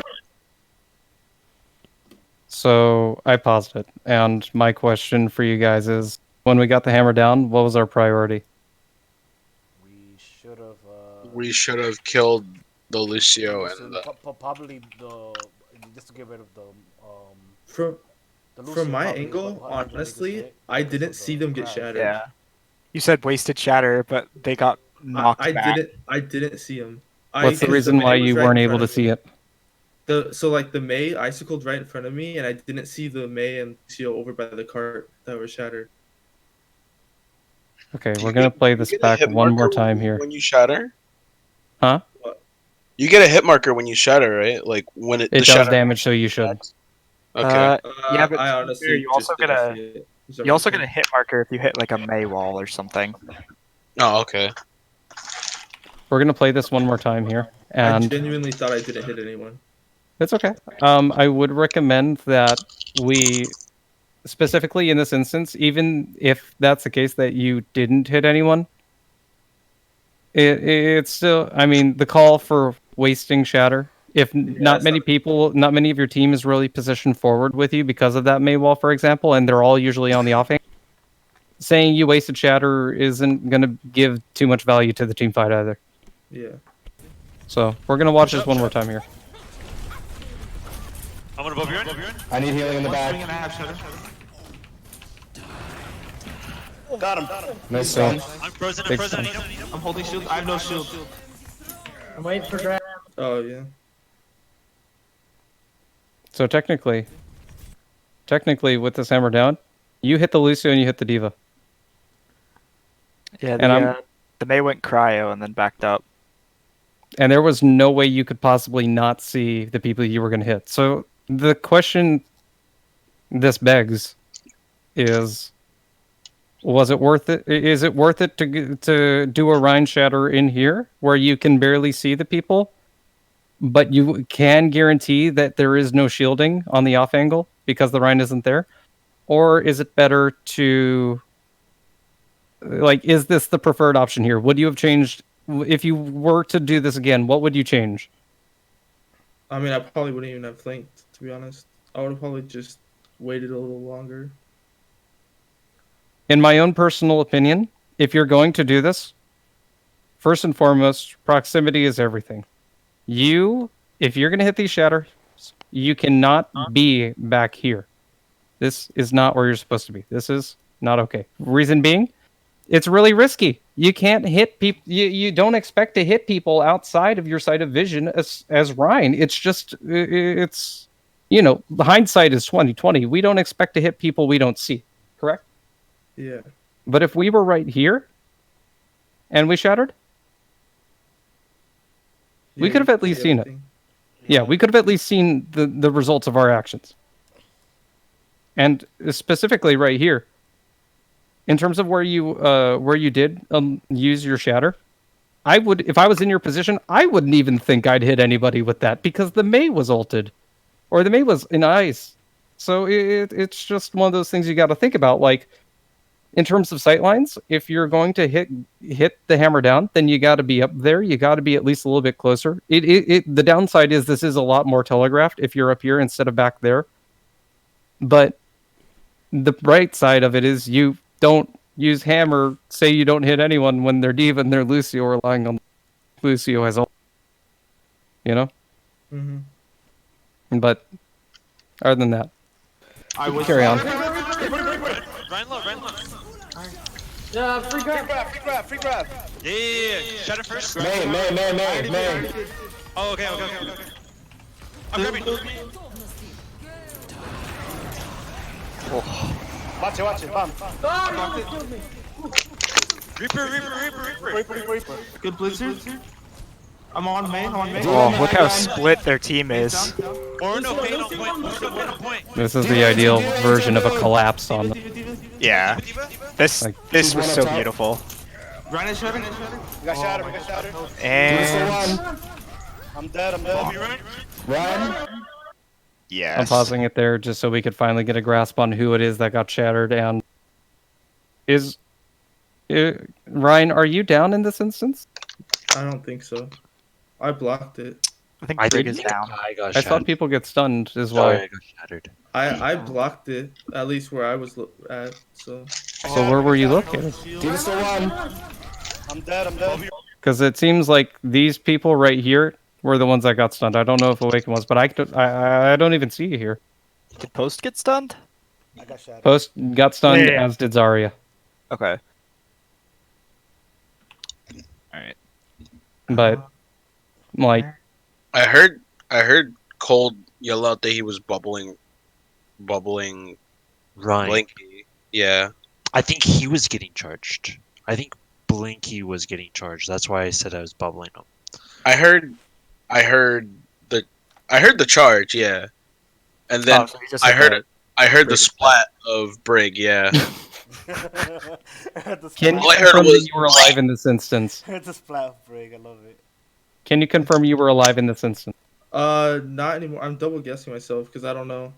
I It's thought okay. I was. If you are alive in this instance, we have to see where you are, okay? Because your positioning is imperative here. Okay? Yeah, we're kind of missing like this part of the screen thanks to OBS. OBS. I Yeah. can help you with that after this. Yeah, I'm definitely gonna do that. Ryan is shutting. Let's locate the Ryan for us. Oh, I think I might have died before. Run. You guys up. There you are. No, I'm right there. So I did block it. I did. Wow. But you didn't block Post. You didn't block Post. No. Post just got literally destroyed. Dude, you were MIA and we were all looking for you. Turns out you were in front of the payload just in the off angle of the video. But like the thing is like it even though this VOD is only a quarter of the actual like VOD, it's it brings a good point. You gotta be with your team, dude, as a ride. I've been stuck in Arista jail for so long. This is my first You're time out, back dude. in the team. You're out. Yep. Bro, that was me too. He said Arista's shield is made of paper. You pick up Ryan's hammer and then you I just go to know. town on I him instead haven't of block played the him shot. so long. I took a really long break. Welcome back. Look at him over here. He's gonna This is literally my first team like environment back on Ryan. Okay. Well, now we're getting a crash course on, Not crashing. the position. Let's watch this Bro, one more time because I'm really Mr. curious. Yell I want to hurt see me. the I point. honestly don't know where I was. You get There you shattered. are. There you are, get right there. shattered. Oh, yeah. Okay, so we're watching from here, and we're He's just right going to here. count the time that you disappear from your team per se. Okay? Okay. So He make gets an shattered. estimate. How long? How long I'm is rewatching it. is the duration of you not with your team?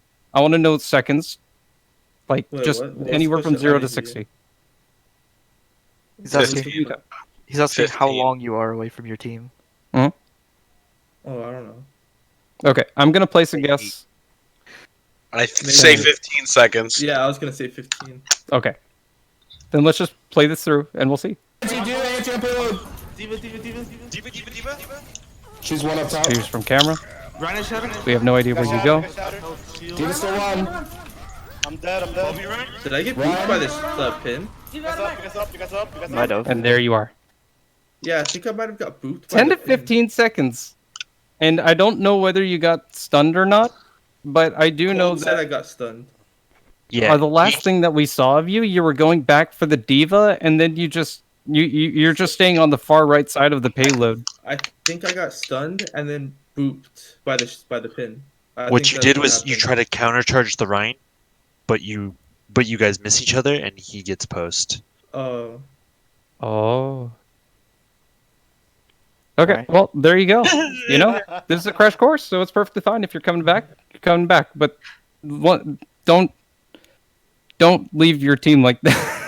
That's all. Yeah, Maurice, you're hurt the me. spearhead of the engagement as Reinhardt. Yeah, we don't want you going. We don't want you on a milk carton.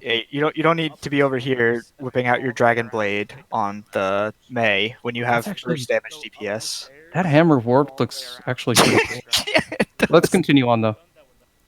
It's amazing. Oh.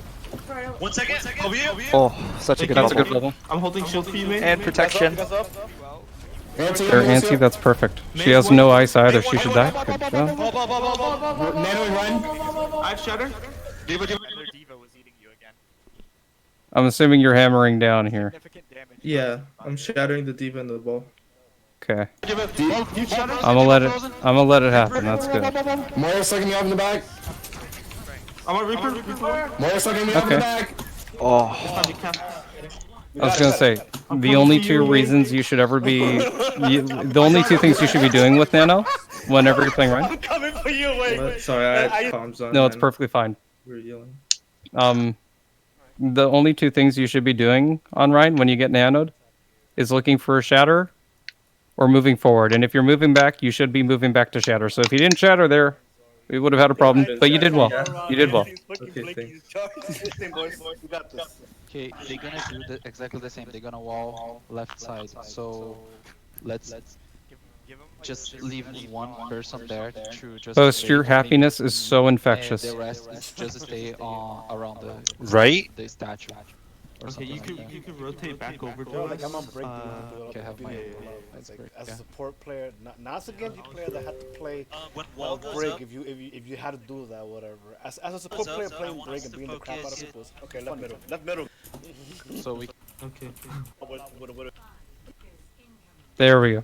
Okay, so. Okay, I'm gonna bait the wall here. I think they have Diva. Yeah, they have We're Diva. watching the enemy team And play. May. Yeah, they're. no, you watched me panic hit F9 to find you guys. Through a fisheye lens. But No, I'm talking about. okay, so we're playing defense now. What are we gonna do? Like. Specifically, we're rocking Zarya, we're rocking Ana, we're rocking Reaper, or Brigitte. Do we have a Mei? We do have a Mei. Yeah. We have a Mei. We have the same exact thing we just Same ran. exact comp we played on attack. So, in y'all's mind, what do you view to be a perfect engagement on the enemy team as defense? Mei, Reaper, Ryan, Zarya, Brigitte, and the second support. I forgot. Ana, holy, she's right there. All right, but what would be your perfect engagement for the enemy team? They come in. Like, They come in. We're able to walk. We're able to walk separate the attack to the last time and the space. okay, so we do throw the wall up here. It is a little soon, but the reason it's soon specifically is because of the diva, and I do believe that their Mei's with them too, which is actually. I wouldn't throw up a wall on them per se. Like, in terms of value, what's more valuable? Getting a Mei and a diva specifically, or waiting to cut the Rhine off so that the Rhine is with them, as well as the healers getting cut off from the tanks? So, it does mainly come down to knowing the positions in terms of playing Mei, knowing where you can stand to get these walls off that are very deadly efficient. So whenever you're in these scrims, like if you just take a moment to just load up King's Row or any other map really, and you just look at the positioning for what you can do to get the best wall and where you have to stand, you could just naturally rotate there and then pull back. And it's so little effort once you get that down that you can get such valuable walls. And the only thing that's holding you back from that point forward is timing. So, in terms of their team, the only thing I'd have to say is that they use their Mei wall. And it's a defensive Mei wall at best. But if they're going to use their Mei wall like that, especially because King's Row has so many chokes in it, this is still very impacting game. We could have, we could use our wall specifically. There's a lot of ways we could use it, is what I'm trying to say. And in this instance right here, even though we didn't expect the Mei wall to go up, and we also hit the timing a little off, and the target priority, it still comes down to the fact that we can work with this on the first point, is what I'm saying. Yeah. it's definitely still a very, very easy situation to take advantage of. Split. Oh, we can't push. They went alley. Play back a point. I'm holding shield for Widow. Where's Widow? She's muted. They use wall. Play around hotel. Nice, good job. I'm on Ryan. Can I play that one more time? AFK Andy. We're just gonna watch this one more time. What happened? Oh, like this Shadow killing the Widow. It's fucking Just watch. Here with the longest sight lines all the way over here. Good job, Shadow. Good job. QJ on the right. Holding shield. I got push.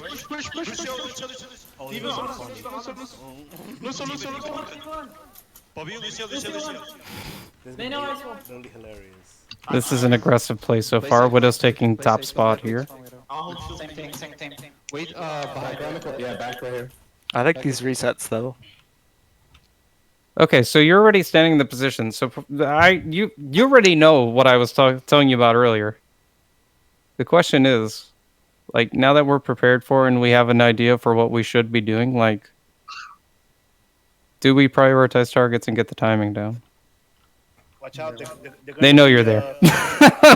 They know you're there. They don't have a Widow anymore. They have a Reaper now. He's He's shielding around the corner to try and look for you. They push. Ah. They split.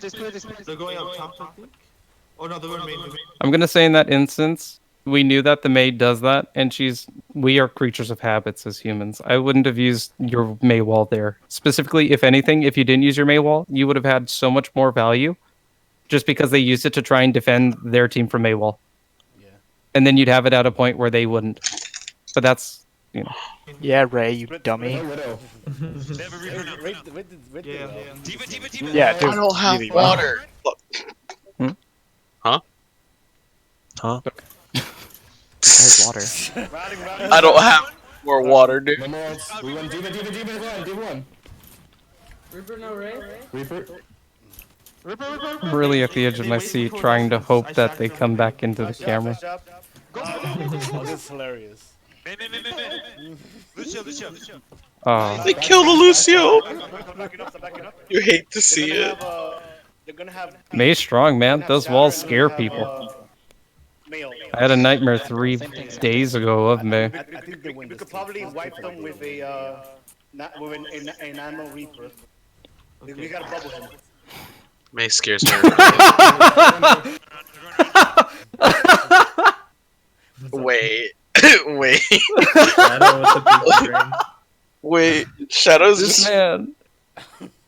This man, dude. This man has the biggest balls. No, you gotta give it to him. This is a flank if there ever was one. The Did he have question his ult is, at this point? how do we know? Oh, yeah, we don't. We just called that. We could assume. Yeah, we were gonna nano Death Blossom this party, give it a bubble and see if it doesn't get fucked. Okay. Let's see how it plays. May left. May answer one. I'm frozen. I can't. I'm dead. I was frozen. No ults. We're down. You guys are up. Good pin. I wish I would have hit that card though, honestly. That's what I was aiming for. I barely missed it. Nice job. I mean, you did just come back, so it was still a good pin nonetheless. There's the part when I said. I was gonna say, so you guys stabilized, and I was like, oh my god, I can't believe that you guys just, like, you know, destroyed their team and baited them. What's the follow-up? So unfortunately, what happens here is that they lost both the healers, and even though they keep dealing with this thing, what they should have done was like try to disengage and meet up with the main force. Because even though we're gonna have people that are coming back for spawn, and we always gotta think about the attacker spawn is gonna be closer, so they're gonna be able to reach the point quicker. And right here, what happens is because they're pushing in so forward without a healer and such little health, they're able to come back, pin down those targets that have low health because of the lack of healing, and just win the point out of that. Okay. Yeah, the biggest issue though is that you guys were doing so well, right? Where you win an engagement at the gate and you do your cleanup if you can. You don't want your Reinhardt even looking at a Mei. If you know, if most of your team is missing, and what you want to do is you want to go back and reset because their spawn is right here. I think it was called me it and too. Shadow with I had a Reaper with me, so I was like, okay, we might be able to get this pick real quick, and it. But it's May. Yeah, it's Mei, like, and I mean, aside from this being Mei that can cryo herself and cancel pretty much anything, she has a Moira right next to her, and there's a heal orb right here. So. And here I'm is walled. Shadow. So. And now I'm walled and I can't do anything. Are we doing the same thing? Yes, you guys are doing the exact same. Oh. I chased it because of that. Wait, what? Heck? That being said, like your efforts to get the pick on the Mei as a tank, especially without your heals, so you shouldn't be looking for picks. You've already won the fight. You've already got stability. This is Rihanna. This is completely like overkill. It's over excessive. I would argue that the Reaper ult was a bit over excessive, a little bit back. I'm gonna take all that off the screen. Sorry, guys. Yep, go for it. At this point, I would argue this is over excessive personally because of the fact that we've already got the win, and it does hit the Lucio, but like. We're only getting one kill, and we're looking to stabilize here. The enemy team suffered way too much for you guys to not be able to effectively hold the point. Like, stabilize. We don't need to look for picks. We've already done enough. Please don't use your pin to put yourself out of position. Well, he was wanting to hit the car. I was trying to. It terrified me. It literally like glided off of the car. Like you see me boop away from it. Like in I'll play it back just so we can see it again. Look, watch. I slide off of it. Well, you have to hit it. You have to hit it flat like that. Yeah, no. It was just weird angle with the Mei wall right in front of me. You guys just took down 3 people, and even though the Reaper was a little bit excessive, you still won the fight. You stabilized. No more picks. We've done. We've done enough. He's way back here. I believe I called it too. That I wanted them to disengage and play defensively. Don't push in, but like they, just Yeah, it's part of your it's part of your cohesion as a team where you want to say, Puppy, you're Reinhardt. You are the spearhead of the engagement. Sure, kill this Reaper. He's out of position. His team is like way out here, but what you want to do is say, hey, we're all the way back here, and there's only 3 of you protecting the point from the enemy team's spawn. Back up to the hotel or even the archway if you have to. Give them space, and then, when there's 6 of you, you can actually take this engagement and walk forward onto the point because the enemy team wasted their sound barrier and their Mei ult. So realistically, all they're going to have is just a few ultimates to pummel you guys with, but nothing to actually keep you in place, except for a Shatter, but I don't think he hits it. To also build on what Bailey is saying, Post, like, it's appreciated that you're making the calls, but you can't. Technically speaking, this is something that like it comes down to game sense and game knowledge. That if you have 3 people and you're pushing like as on defense, you have no reason to push. They have to come to you, and it's not something that even though you can contribute it to team comms by saying stand back, stay back, stay back. Don't push in. Let's stabilize first.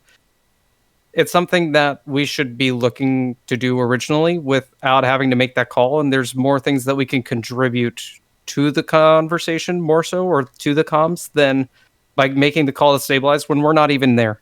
Because then we start, there's a disconnect between what we're doing and, our location and what we're seeing and what's happening in real time here versus what's happening in real time back here.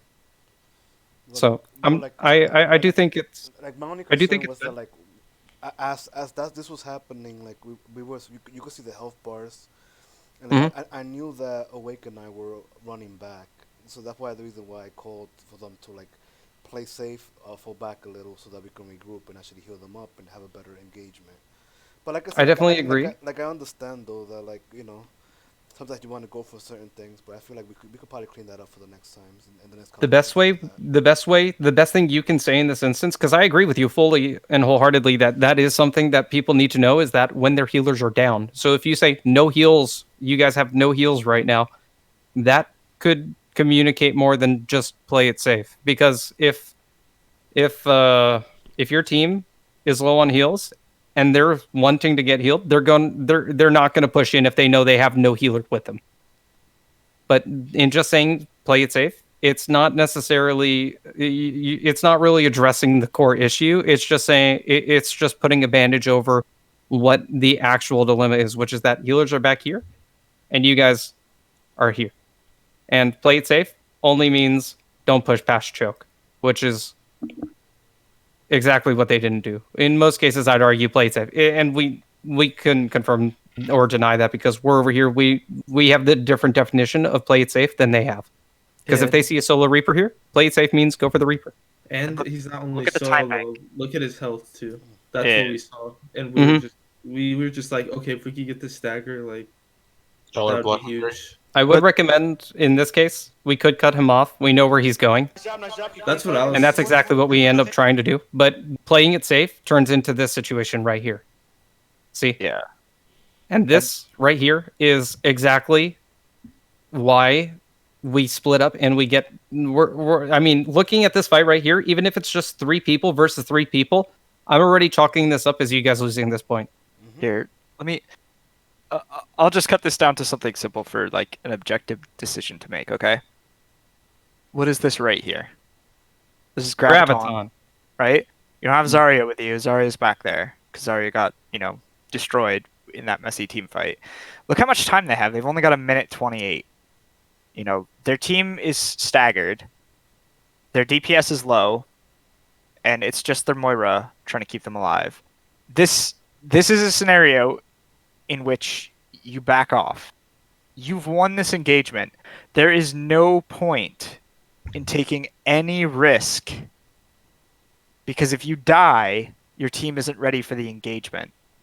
You can't use Graviton Surge if you've just lost half of your team over the course of 20 seconds.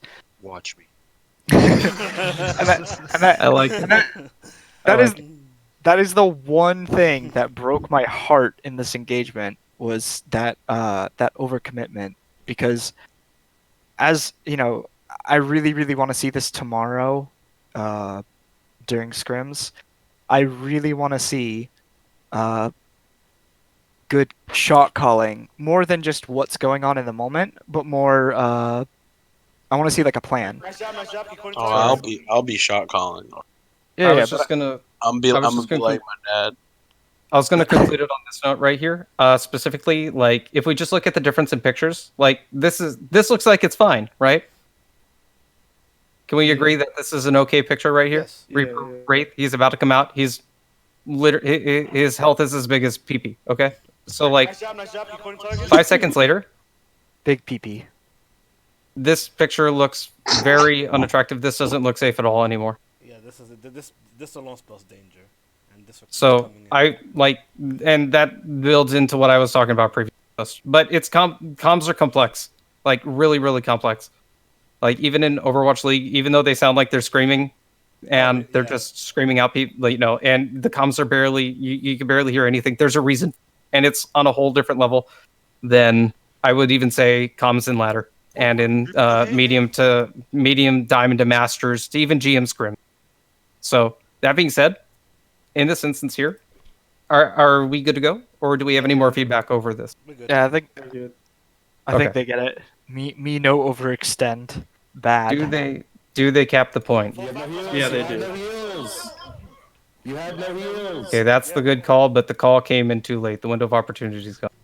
I literally pumped Bam. all my damage into the Reaper. He did not die. Can you come back, please? Yeah, I'm good. Yeah, this is the disengage without the main tank. No, push back. Don't get picks. Don't get picks. Don't I get got picks. you. I got him. Yeah, we got it. Should we touch? No, R? no, no. Go back. Shadow? He's ready. Oh, okay, never mind. I'm good. D.Va. We're getting out of it. Nice. Did I fall asleep? Yeah. No, you're. Oh no, I think I was waiting for the. You're good. I was waiting for the re-engage. So Oh, yeah, specifically in terms of re-engaging, what time during the second point should we re-engage? We can re-engage. We could usually re-engage at this choke right here, especially after because they're still capping this point. So they were kind of pushing in. We got our Reinhardt back, so right here we can set up a defensive parameter like around the archway, and we have to fall back. We fall back at the corner right here, what the health pack is at. We could hold those areas depending. Okay. That's usually I definitely agree with you on that perspective. Usually a lot of teams will not hold as far forward as we are. They will also not engage with ults. Once again, we're on defense. They have to come to us first. And if we're ulting right here, we just have a lot of open ground. We have the ability to get cut off and choke, which is exactly what happens. But if this payload is exactly where your team is and is right underneath the arch, there is no way the enemy team can push forward and cut you guys off without actually getting kills or actually breaking shield. Okay. And when it comes down to it, like in this instance, pushing forward here is almost always a death sentence, especially against a Mei where you have to watch chokes and you have to watch your positioning like a hawk. So I didn't realize undoes somebody else's. That's all good. I was gonna take it off anyways. Left middle. Yeah, this one always worries me. I never want to see a team defend at this choke. I don't want to see it unless it's the only time it's acceptable to defend right here is if you're chipping off a little bit of their time, or this is overtime. That's the only time you should be defending that.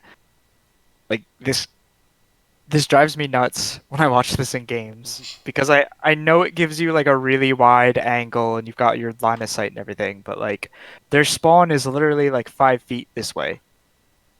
And I mean, honestly, a dive composition will just stand up here and laugh at you guys and they'll just, jump on you and eat you up. But I don't like seeing anybody defend here. Like I was really hoping this would be a really quick disengage. My question to you guys, my question to you guys specifically would be: at what point, in terms of your positioning, can you move forward on defense and hold? That's the most at the very least viable. Like, how far forward can you guys hold here in case you really, really need to, in order to be able to play effectively? Like, at what point in this choke, right here, should you be? Never press far forward of it.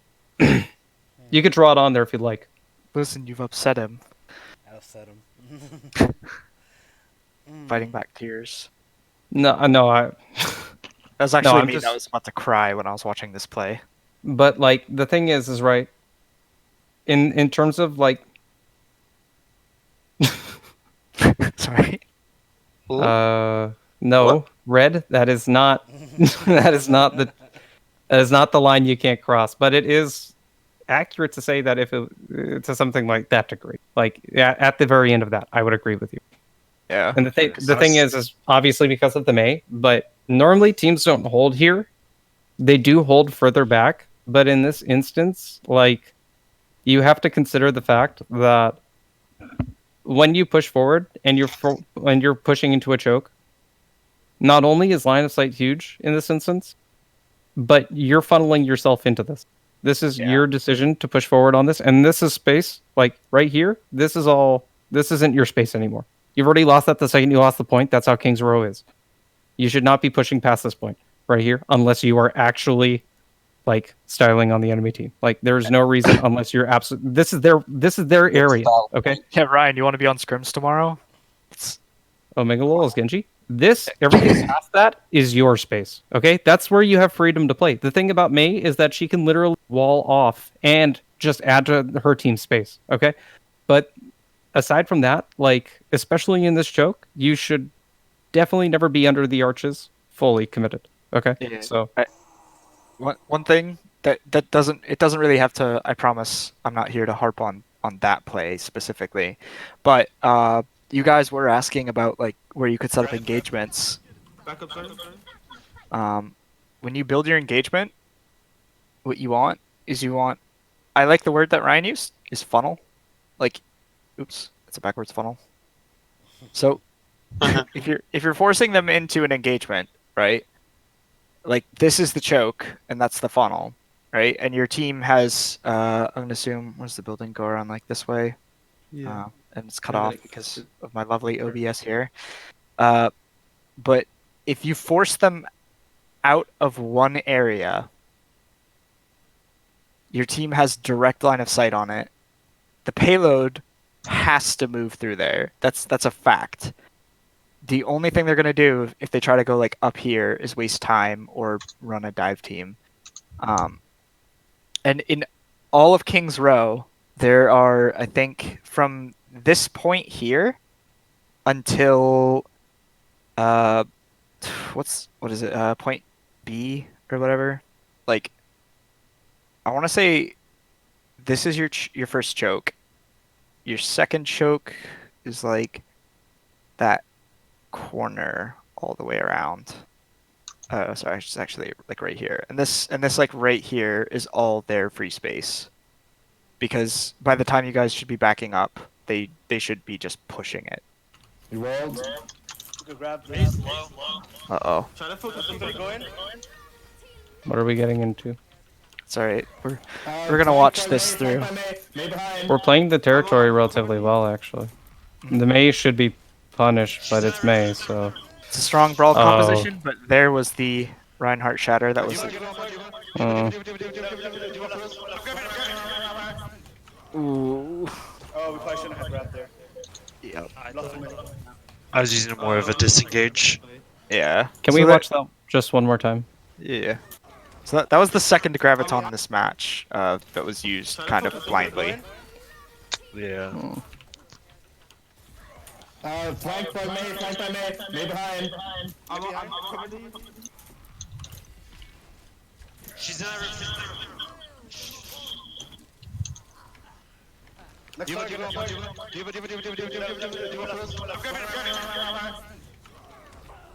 Oh, we probably shouldn't have grabbed there. Lost too many. We can focus on this play.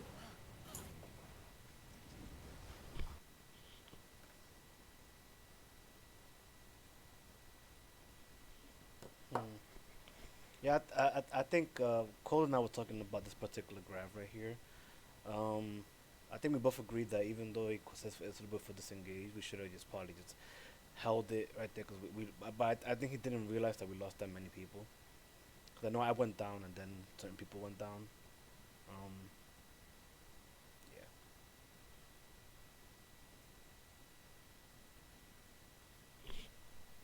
That's about it. Is Discord fucking up? Hello? Yeah, I think Discord's fucking up. Oh boy.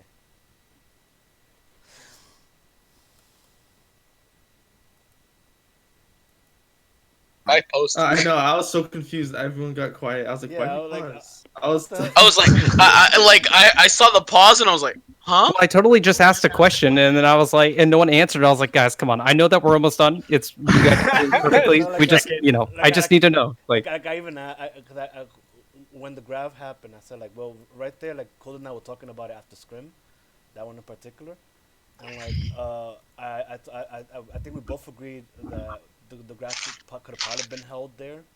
It was very doo-doo. Yeah, it was. Well, my question for you guys, that I was whenever I paused it, I had my real quick.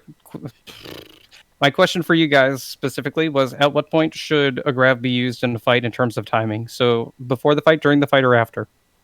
During Specifically. during the fight, more than likely, like, but it has to be like planned like that we're gonna use it with like a combo or something.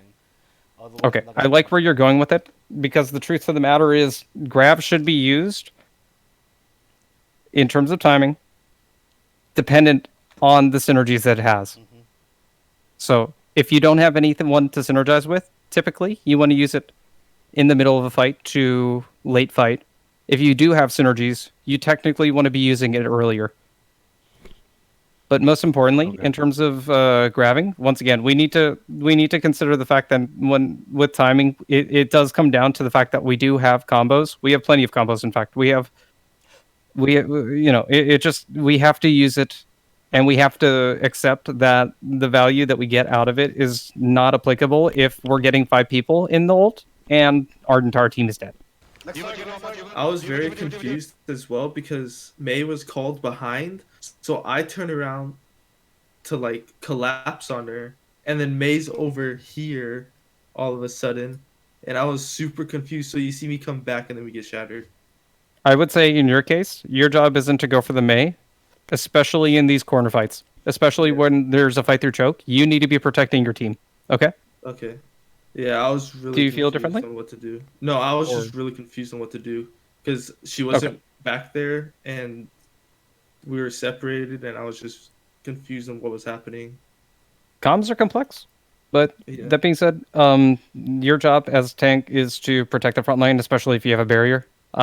Collapsing on the enemy team is a job for supports and DPS, especially on defense. Okay. When she was called to flank, she was right here, and then Mhm. she moved back. Eat what? That would explain why there's a little bit of residue left over here. Yeah. But that being said, Residue. it still stands to test. Whenever it comes down to it, the second that she gets found is the second she's gonna leave. Like typically, so in this instance, she is trying to exit here. It does have a collapse period, but like, there is a call out for this. I don't know whether it's coffee or bookshop, but I prefer coffee shop because I don't like books too much. But like, it is a little more accurate than behind. But once again, comms. When you're in the middle of a fight, you're not thinking about, is it a coffee or a bookshop? So I try to help by beating the crap out of the Rhino here. well, you're beating on the Ryan after he's already gotten the shatter. Oh, we probably shouldn't have I get that. So it is good. But it comes down to, if the shatter's already gotten and you've already lost a lot of people, you're probably going to lose that fight and lose ground in the essence. Like when I heard the shatter, I thought they're gonna have Diva over here. No, Steadfast is really powerful. Indeed. Yeah. The thing about this point, and the thing about second points in any escort map or hybrid map, is the fact that in most of them, if you're playing defense and you die, you suffer so much more punishment than the enemy team that's on attack if they die. So you really have to be thinking about your life in this instance. Because if you don't, every time you die, think of it as you losing 5 meters, whereas if the enemy team dies, they only lose 2, maybe. So it's a weird measurement, but the point of it is the impact of your death on defense, especially on King's Row of all maps, is so much more severe than the impact of death of the enemy team. Until it goes a little bit closer to B, then it's a little bit more equal. But like, yeah, especially when it's there, like they pretty much got like so much free progress here with that because we're all the way back here. That's why you have to play ultra defensive on defense on King's Row of all maps, especially. Other than that, that's why on attack you can get away with a lot more because of the fact that if you get a kill, it's more justifiable on your end than it is for the enemy to say, "Oh well, I killed the Mei flanking, but I died in the process too. Mei has to walk 5 feet. I have to jog a football field." Yeah. No, they literally just shattered us. Yeah, they just shattered. They didn't get any value out of that because we grabbed. So we gotta watch out for the reap-roll then. Okay, they used wall. Main no wall. I can't. I'm gonna Bobby run. Alright, We're almost done though, guys. It's okay. Mayo coming out. Huge shatter. I don't know. I don't think that was like good shatter. I think I should have just held it. Did we have Zarya bubble, or did we already use it? I think it I got used it at the on the very engagement. beginning. Because Yeah. if we used the Zarya bubble, that shatter was not valuable. It didn't provide anything for your team, All it did was stop them for a little bit, but and it probably prolonged your life by 3 seconds. yeah, So- exactly.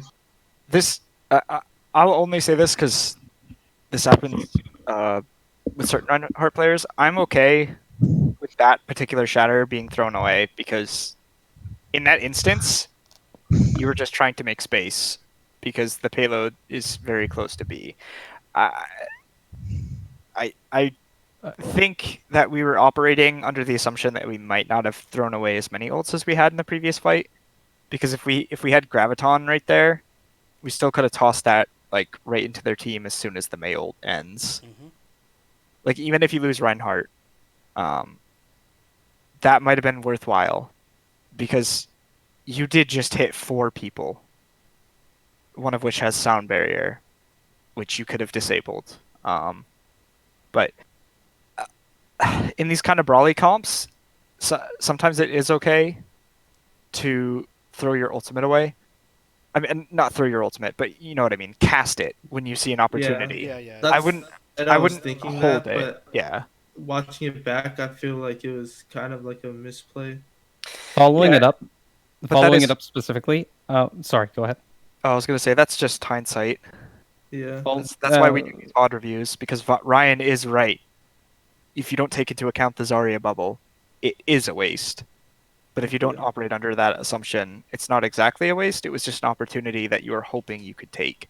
I wouldn't That's why really tank call it a communication's waste. important. I just say that it has such little value that it doesn't contribute anything. Because the truth of the matter is that whenever you yeet the enemy team and they have no shields and you do get a few people down, the process, yeah, you got value out of it. It's not necessarily wasted, but you die in the process and you lose any impact you could possibly have in this fight, especially because we're playing on King's Road defense, and when we die, we get sent all the way back, especially on the second point. We don't want to die. We don't want to look for it. But if we do die, we don't want to go on a risk here because this was we're talking about value. This is okay value doing the hammer down. But if we're talking about risk in terms of how much you're risking to get that value, it makes it not worth it. It makes it not worth the action of doing so is not worth it. It's better just to hold on to your ult than it is to use it and then die. Because there's so much risk involved. There's so little probability you live here. You know? Yeah. But other than that, let's see how this plays out.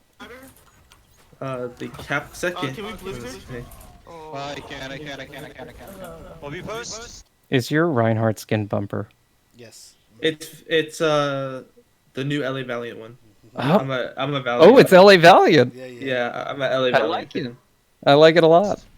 I love their roster reveal. I think it's the best one I've seen yet. Yeah, I love it. I hate that everyone's sleeping on Do we it. win the next fight?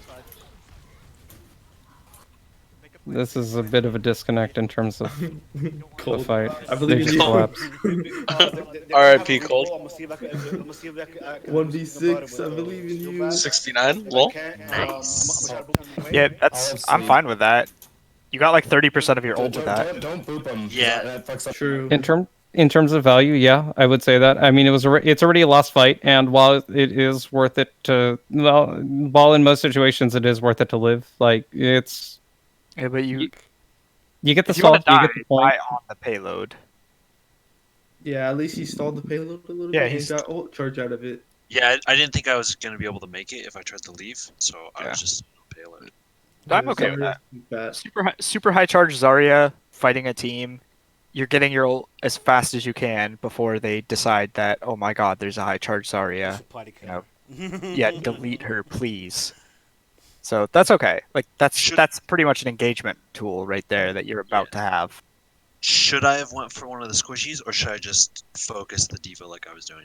Prioritize squishies typically, as that would generally get you into a more fair of a fight, at least while that wall is up if we're going kamikaze.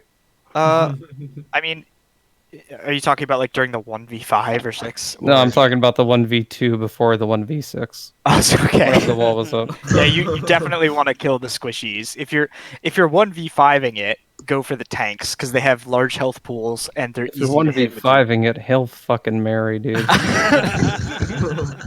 It's true. Throw your ult while you're at it. No. Okay, not feed. Oh, no. Not feed. Ults are eternal. Feed. Respawns are forever. Okay. Okay. Let's move forward. Sleep. Let's Okay, I'm gonna Blizzard. yes, Blizzard. Okay. Yes. Hey, DN. Wait for. I'm waiting for DM. Other Bobby run? What? She has no black. See ya. There we go. They I was gonna beated. They used for the Blizzard. They launched the bomb, and Why'd they They beat to shattered. engage that? Because we used May ult to engage. Yeah, but the mail ended right after they beat it. I'm not sure. What's the Look. average SR of the other team? 3.2. 3.2.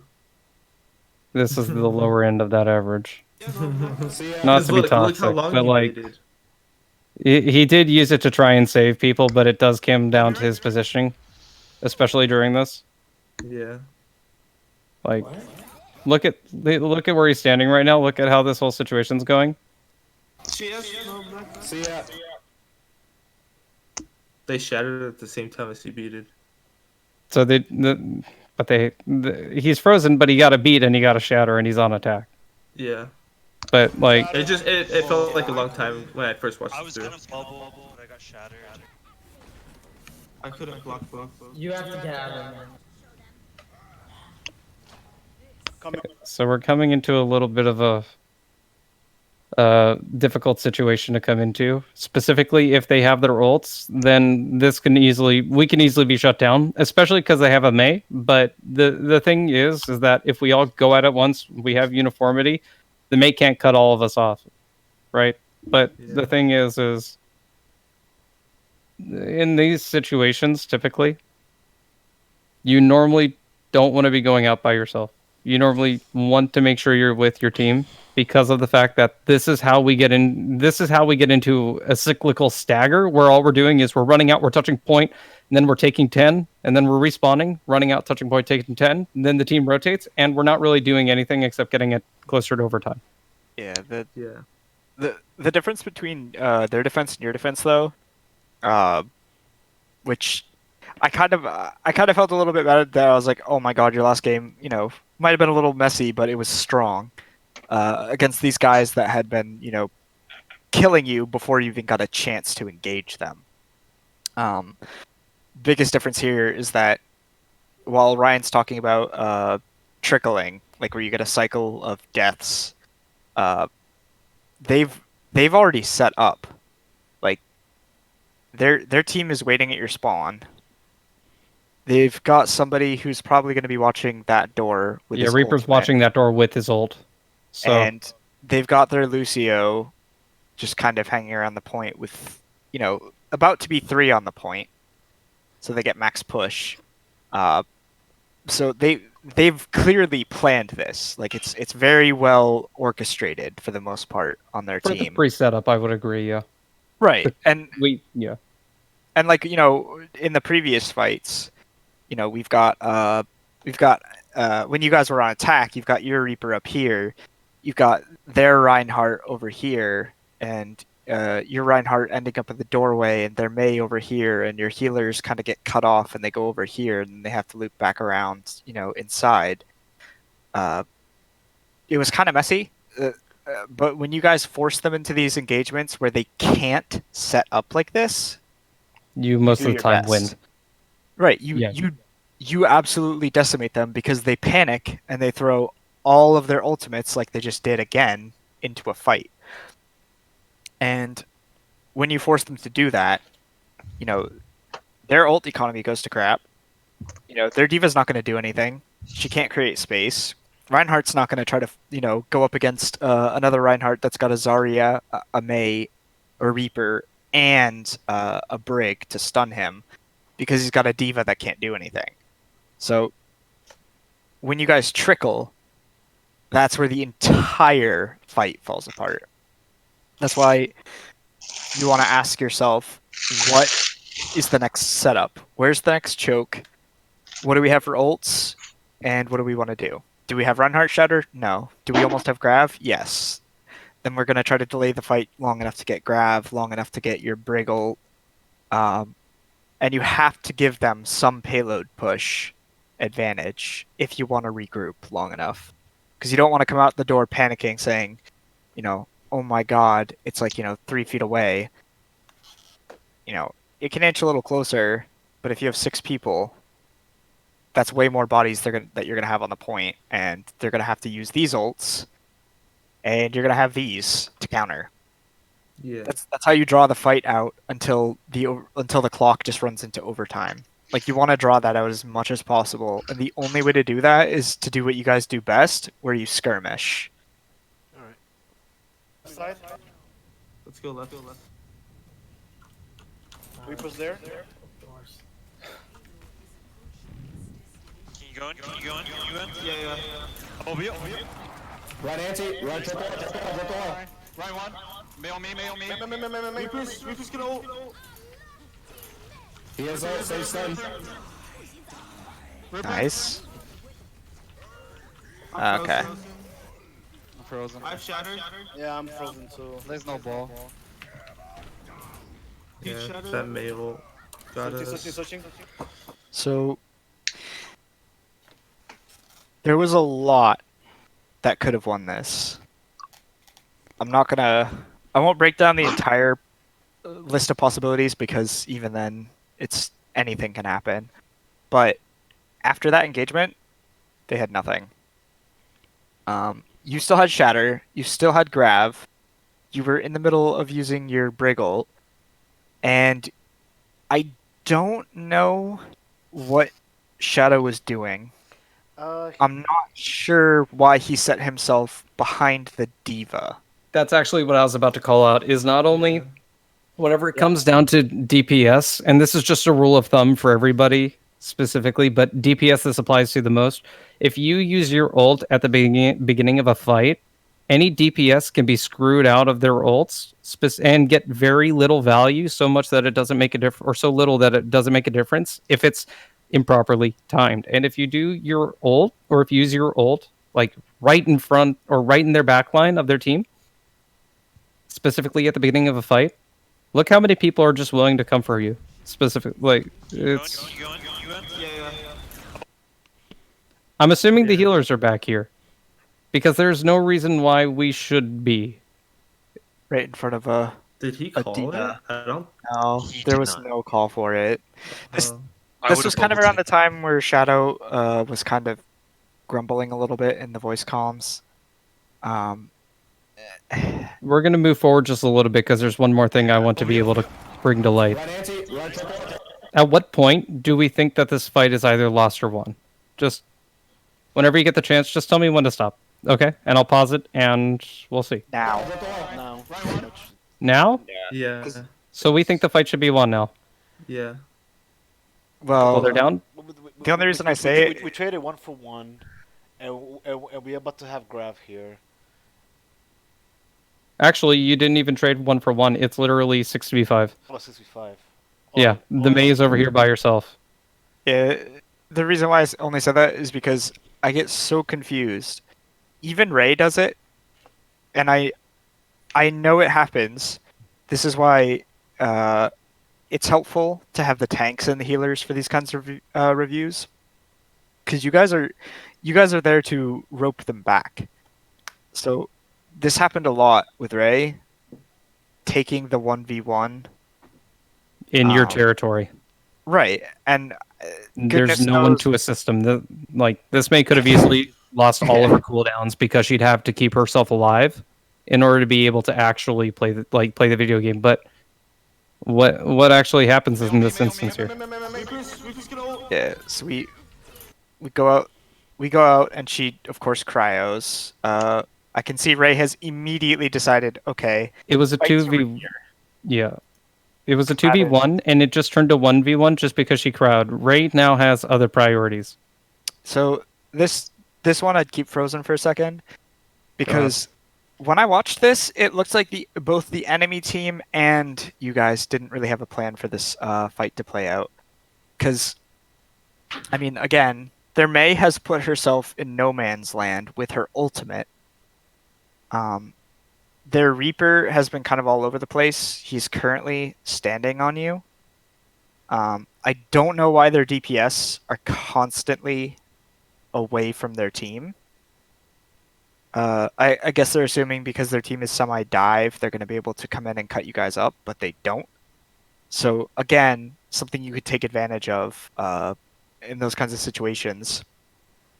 And that's why I suggested playing the Brig, because you disable the Mei when she's in your backline with a shield bash. That's all it takes. You disable the Reaper during his ult. That probably was a huge feels bad for him. If you could introduce burst damage, this Reaper wouldn't want to come anywhere near you. If he got hit by one Junkrat grenade or one flashbang and a body shot, it's over. Like, he's not going to be afraid of a Mei that's kind of like semi-consistently trying to tickle him while his team just eats all the damage. He has ult, say stun. In this instance, yeah. Yeah. It's that Mei should have been taken care of. Yeah, I'm frozen too. There's no ball. It's also last fight. I know it, like, there are 2 points when we could define last fight, okay, guys? And last fight is always when you use your ult no matter what. And if the payload is within 10 meters of its destination, or if the timer is in overtime, it's last fight. You cannot die with your ult. And I know it might... Look, Robin, I'm going to be honest. I don't think you're the only one here that has their ult that's just been holding on to it until like the end where it's being used to prevent death. But like, one of the worst feelings I personally have is literally going into or finishing a round knowing that I have my ultimate and I wasn't able to use it. And Yeah, the best way I know it sucks to feel like that, right? Like, no one likes not using their ult, but we have to remember that the second it turns into a last fight is a second we have to use our ult. It's necessary, because if we don't, all that time, all that value, all that potential is now zero. It's gone. Yeah. Trust me, like, So- there's been times when I've like died with barrier and whatever that feels, and I knew that could have fucking helped us, but like, yeah, I know. Well, this is the only thing that really hurts me. We'll go back a little. This engagement got extremely messy, extremely quickly. This was not taken care of. I know the Reaper put himself out here, like, with his ultimate. But he was the distraction that allowed the Mei to be able to get away with it. Right, like, look at this. This is so hard to watch in, like, the blink of an eye. Your whole team, the Brig's over here, trying to help Ray, and Ray walks away. And that's where I would say, you know, again, another instance where healer or tank needs to wrangle the DPS. You need to say, take care of the Mei. She probably has ult because she's been holding it for a really long time. You know, you don't want that in your backline. At least you could put a Mei wall and make it harder for her to throw her ultimate into that fight. But in literally, like, I think it's like 8 seconds, the enemy team converges on you into the Mei ult. You waste nano from the corner, and there is absolutely nothing to protect your team. I would argue there's actually multiple instances that you could use of Mei wall here that still provides viability. You could have blocked off the enemy team. You could have blocked off the Mei. Yeah, he did. Could have... The Mei wall used does go right wall. here. If you go back a tiny bit, he walled the tank off, and look right here, we're walled off. What is that providing? What value is nothing. it? We're separated. There is a Mei wall that does go out that is useful. I'm playing it just so we can see specifically the instance here. So, like, here. This is where it is. So the Mei wall goes up right there. But in essence, what is this Mei wall actually providing? Besides a barrier between your team and the Rhine, as well as, like, I mean, between you and your team and the May as well. Like I just if this wall wasn't here, if this was used like even here, Yeah, I was gonna say like right here would have been nice too. it would have had a lot more value than cutting off your team because this is a defense. This is an attempted at a defensive wall. At least from what I'm seeing, this is an attempt at a defensive wall, and even though it's an attempt at a defensive wall, it's also it's working against your team. You're isolating yourself, and that's exactly what happens here. Because if we play this, look at this. Because the wall's there, they don't even see the May. The May literally just walked walked right out of your back line, and your team has no way of being able to see it.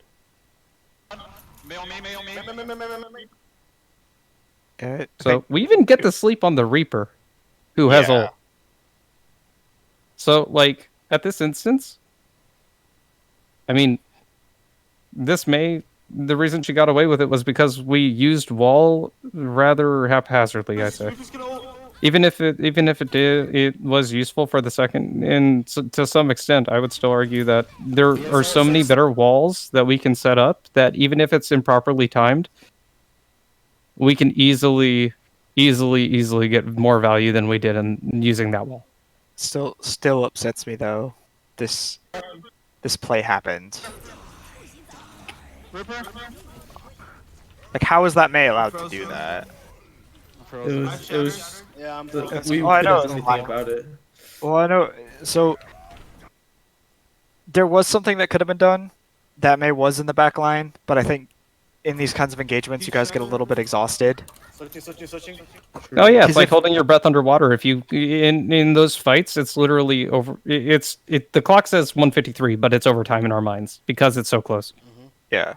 So, but that's the thing is that even in those instances, you have to take a breath. It's okay if you want to be a mouth breather for at least 5 seconds. I'm not going to judge you, right?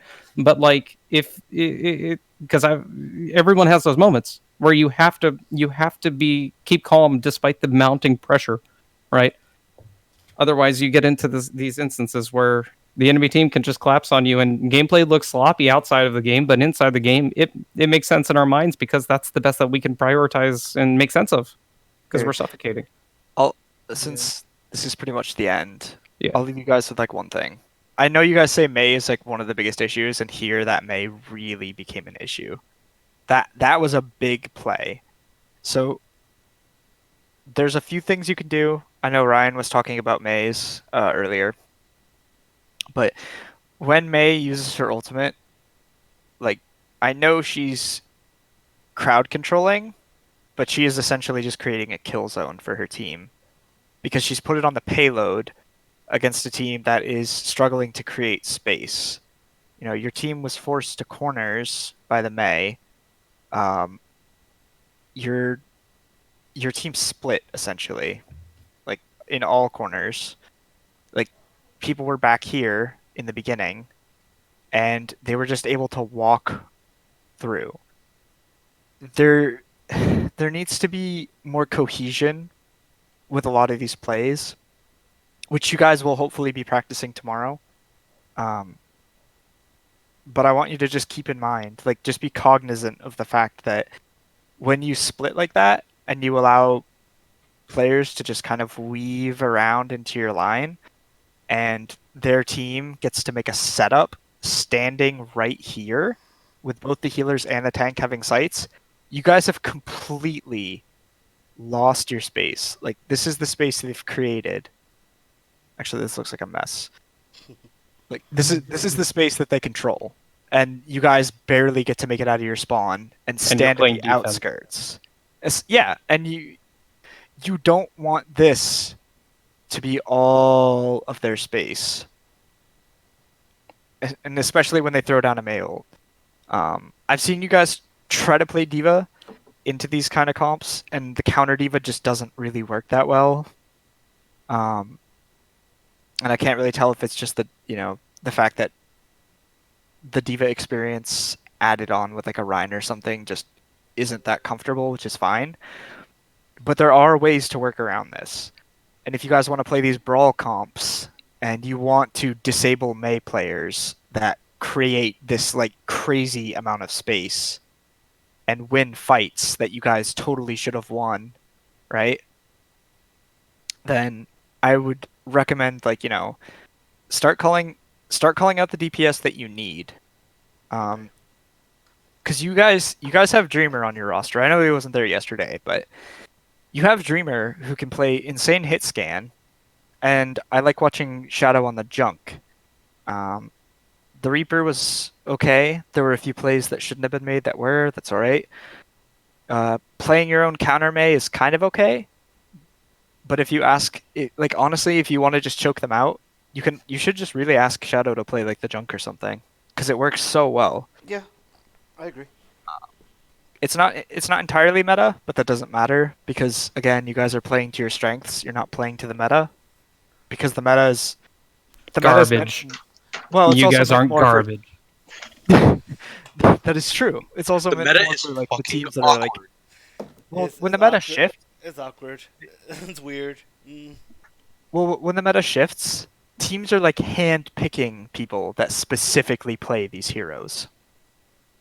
They're like, oh, we have no need for people that play Genji all the time.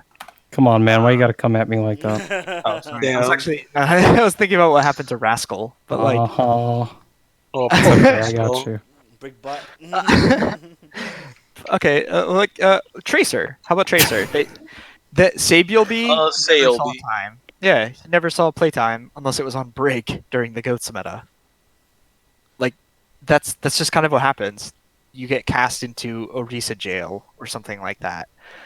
And yes, you can do that, but like, if you're really good at like Winston or Hammond, or you're crazy good at Widowmaker and McCree and stuff like that, you should be playing to those strengths, because that's what your team has to offer. And if you're playing Diamond players who are playing around 3200, then your team needs to be playing at its best, because this team is kind of crap. Like, their Diva ate a bunch of ults, but they wasted most of their ults most of the time in almost every fight. They used a couple unnecessary ults to do cleanup. And you guys were making amazing calls. When, like, the second a key player died, it was no ults, we back up, we fight next choke. And the enemy team, meanwhile, was, like, casting Coalescence. And Lucio was just sitting in the corner and picking his nose. Like, those are really good, solid plays.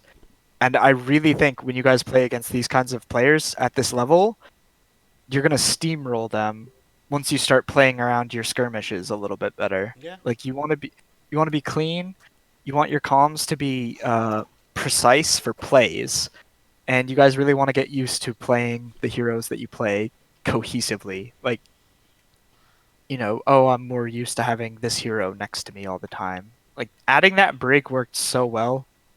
When the enemy team is diving and harassing, you want to say, okay, who's getting harassed the most? Who's dying first? Who's getting no picks? And who feels ineffective? Those are the kinds of things that you want to quickly fix. And it felt like the Reaper was becoming ineffective. It felt like the Mei was becoming ineffective. But everything else still felt like it was working. So that's the kind of counterplay you want to work with. Because I know, honestly, Ray probably could have just hopped on like McCree or something. Yeah. Hopped like at least one person. If there was a McCree, that Mei would have died. And that Mei ult never would have happened. You guys would have got your nano off on the Reinhardt, and you would have been walking into their team. Like, you would have created a vice on their team because you had half your team around them. But unfortunately, they cut that part off.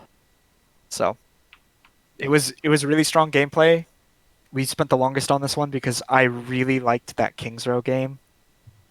You guys went from kind of trying things and experimenting a little bit to showing me like what you were strongest on. And I really, really, really can't wait to see tomorrow's scrims, because I think if you guys know what you can work on and what works really well for you, rather than trying to constantly experiment and add a few new things, you can make yourself really, really good.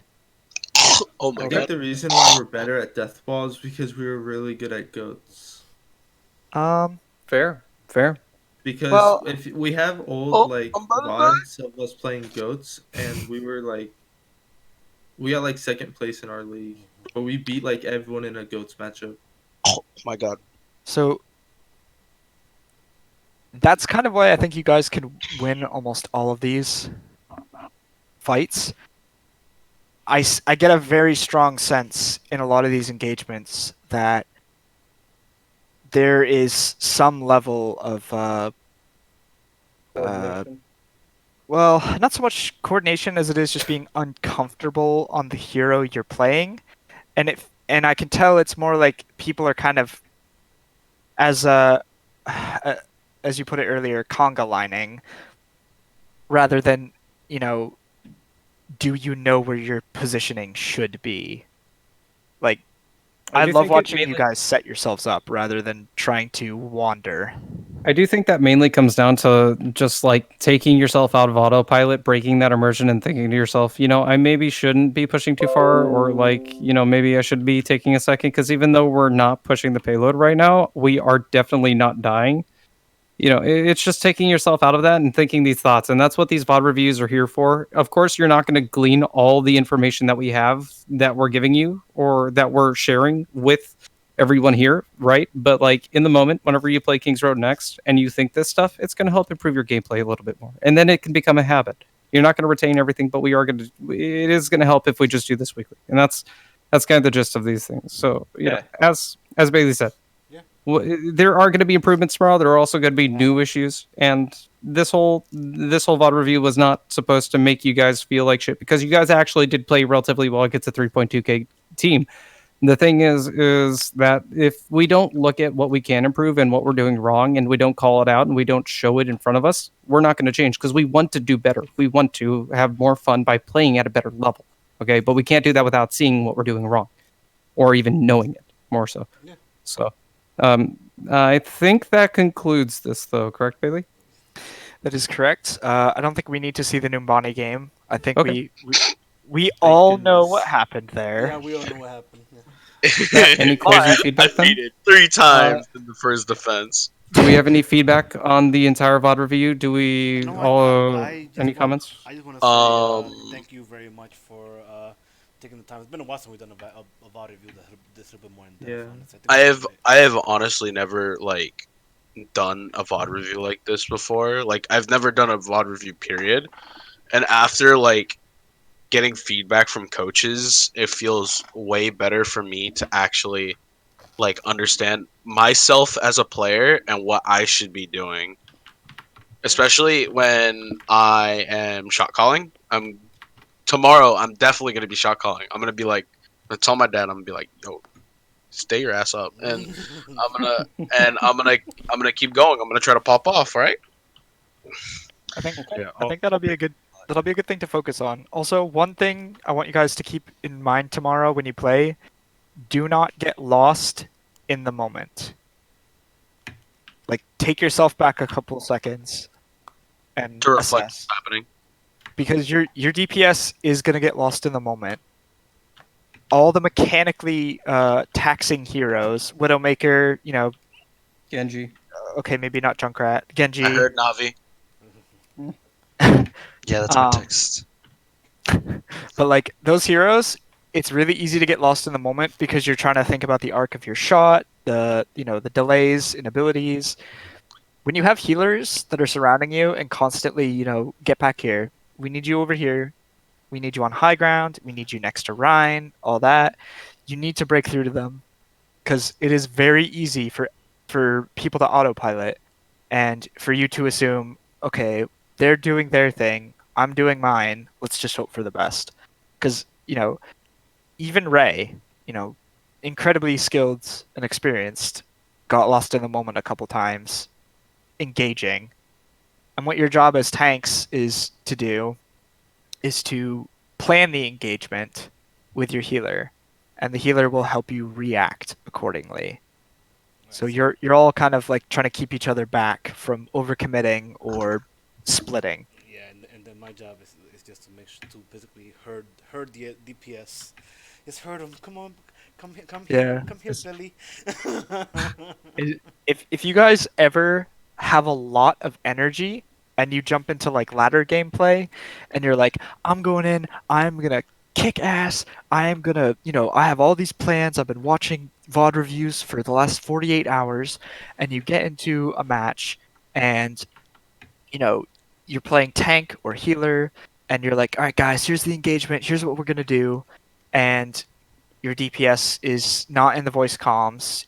One of your healers is like, having an argument with their mom or something, and your other tank is playing main tank and running around by themselves. Like, it immediately makes you lose all that energy and autopilot. Yeah. That's why you guys want good communication, because it's very easy to lose that sense of it's easy to lose that game sense when you realize that people are doing their own thing. Because you play as a team and you want to fight the enemy team as a team, not like, you don't want to be Call of Duty style running around the map. And I will talk to the DPS at some point this week for like a quick private review, because that is one of the biggest issues, and I am hoping you guys will be able to wrangle them a little bit, but you're not babysitting. I mean, if they do it, they're gonna do it, but just make sure that one, you plan the engagement, two, you don't get lost in the moment during the engagement, and three, you're not overcommitting if you think you're gonna get a kill, but you're just kind of wandering. So, Bailey, yes. can I plug myself? Yeah. No. What? Yes. Can I plug that I do free VOD reviews for individuals? Oh yeah. I do free VOD reviews for individuals on stream. You can do it at your own convenience. Thank you. That's twitch.tv/xqc. Oh God. No. OW. Don't forget the OW. Oh yeah, I forgot the OW. There you go. Don't forget, he will take a hammer to his keyboard. So it's actually not gun. God. I'm probably gonna get some dinner. Yeah, Alright, I'm guys. gonna try to eat something other than Ritz crackers. Alright, guys. Well, tomorrow is the scrim. 8 Eastern. Show up while I sit on you. Yeah, I'll feed on David. Am I This playing is- off tank again tomorrow as well, or? Probably both Okay. roles, yeah. This is probably going to be my last VOD review with you guys as well. So thank you for having me, and greatly appreciate the fact that y'all are working on this. It's really awesome to see. I look forward to it. Thank you for Hey Ryan, did you hear? input. Did For you sure. hear the news, Ryan? Huh?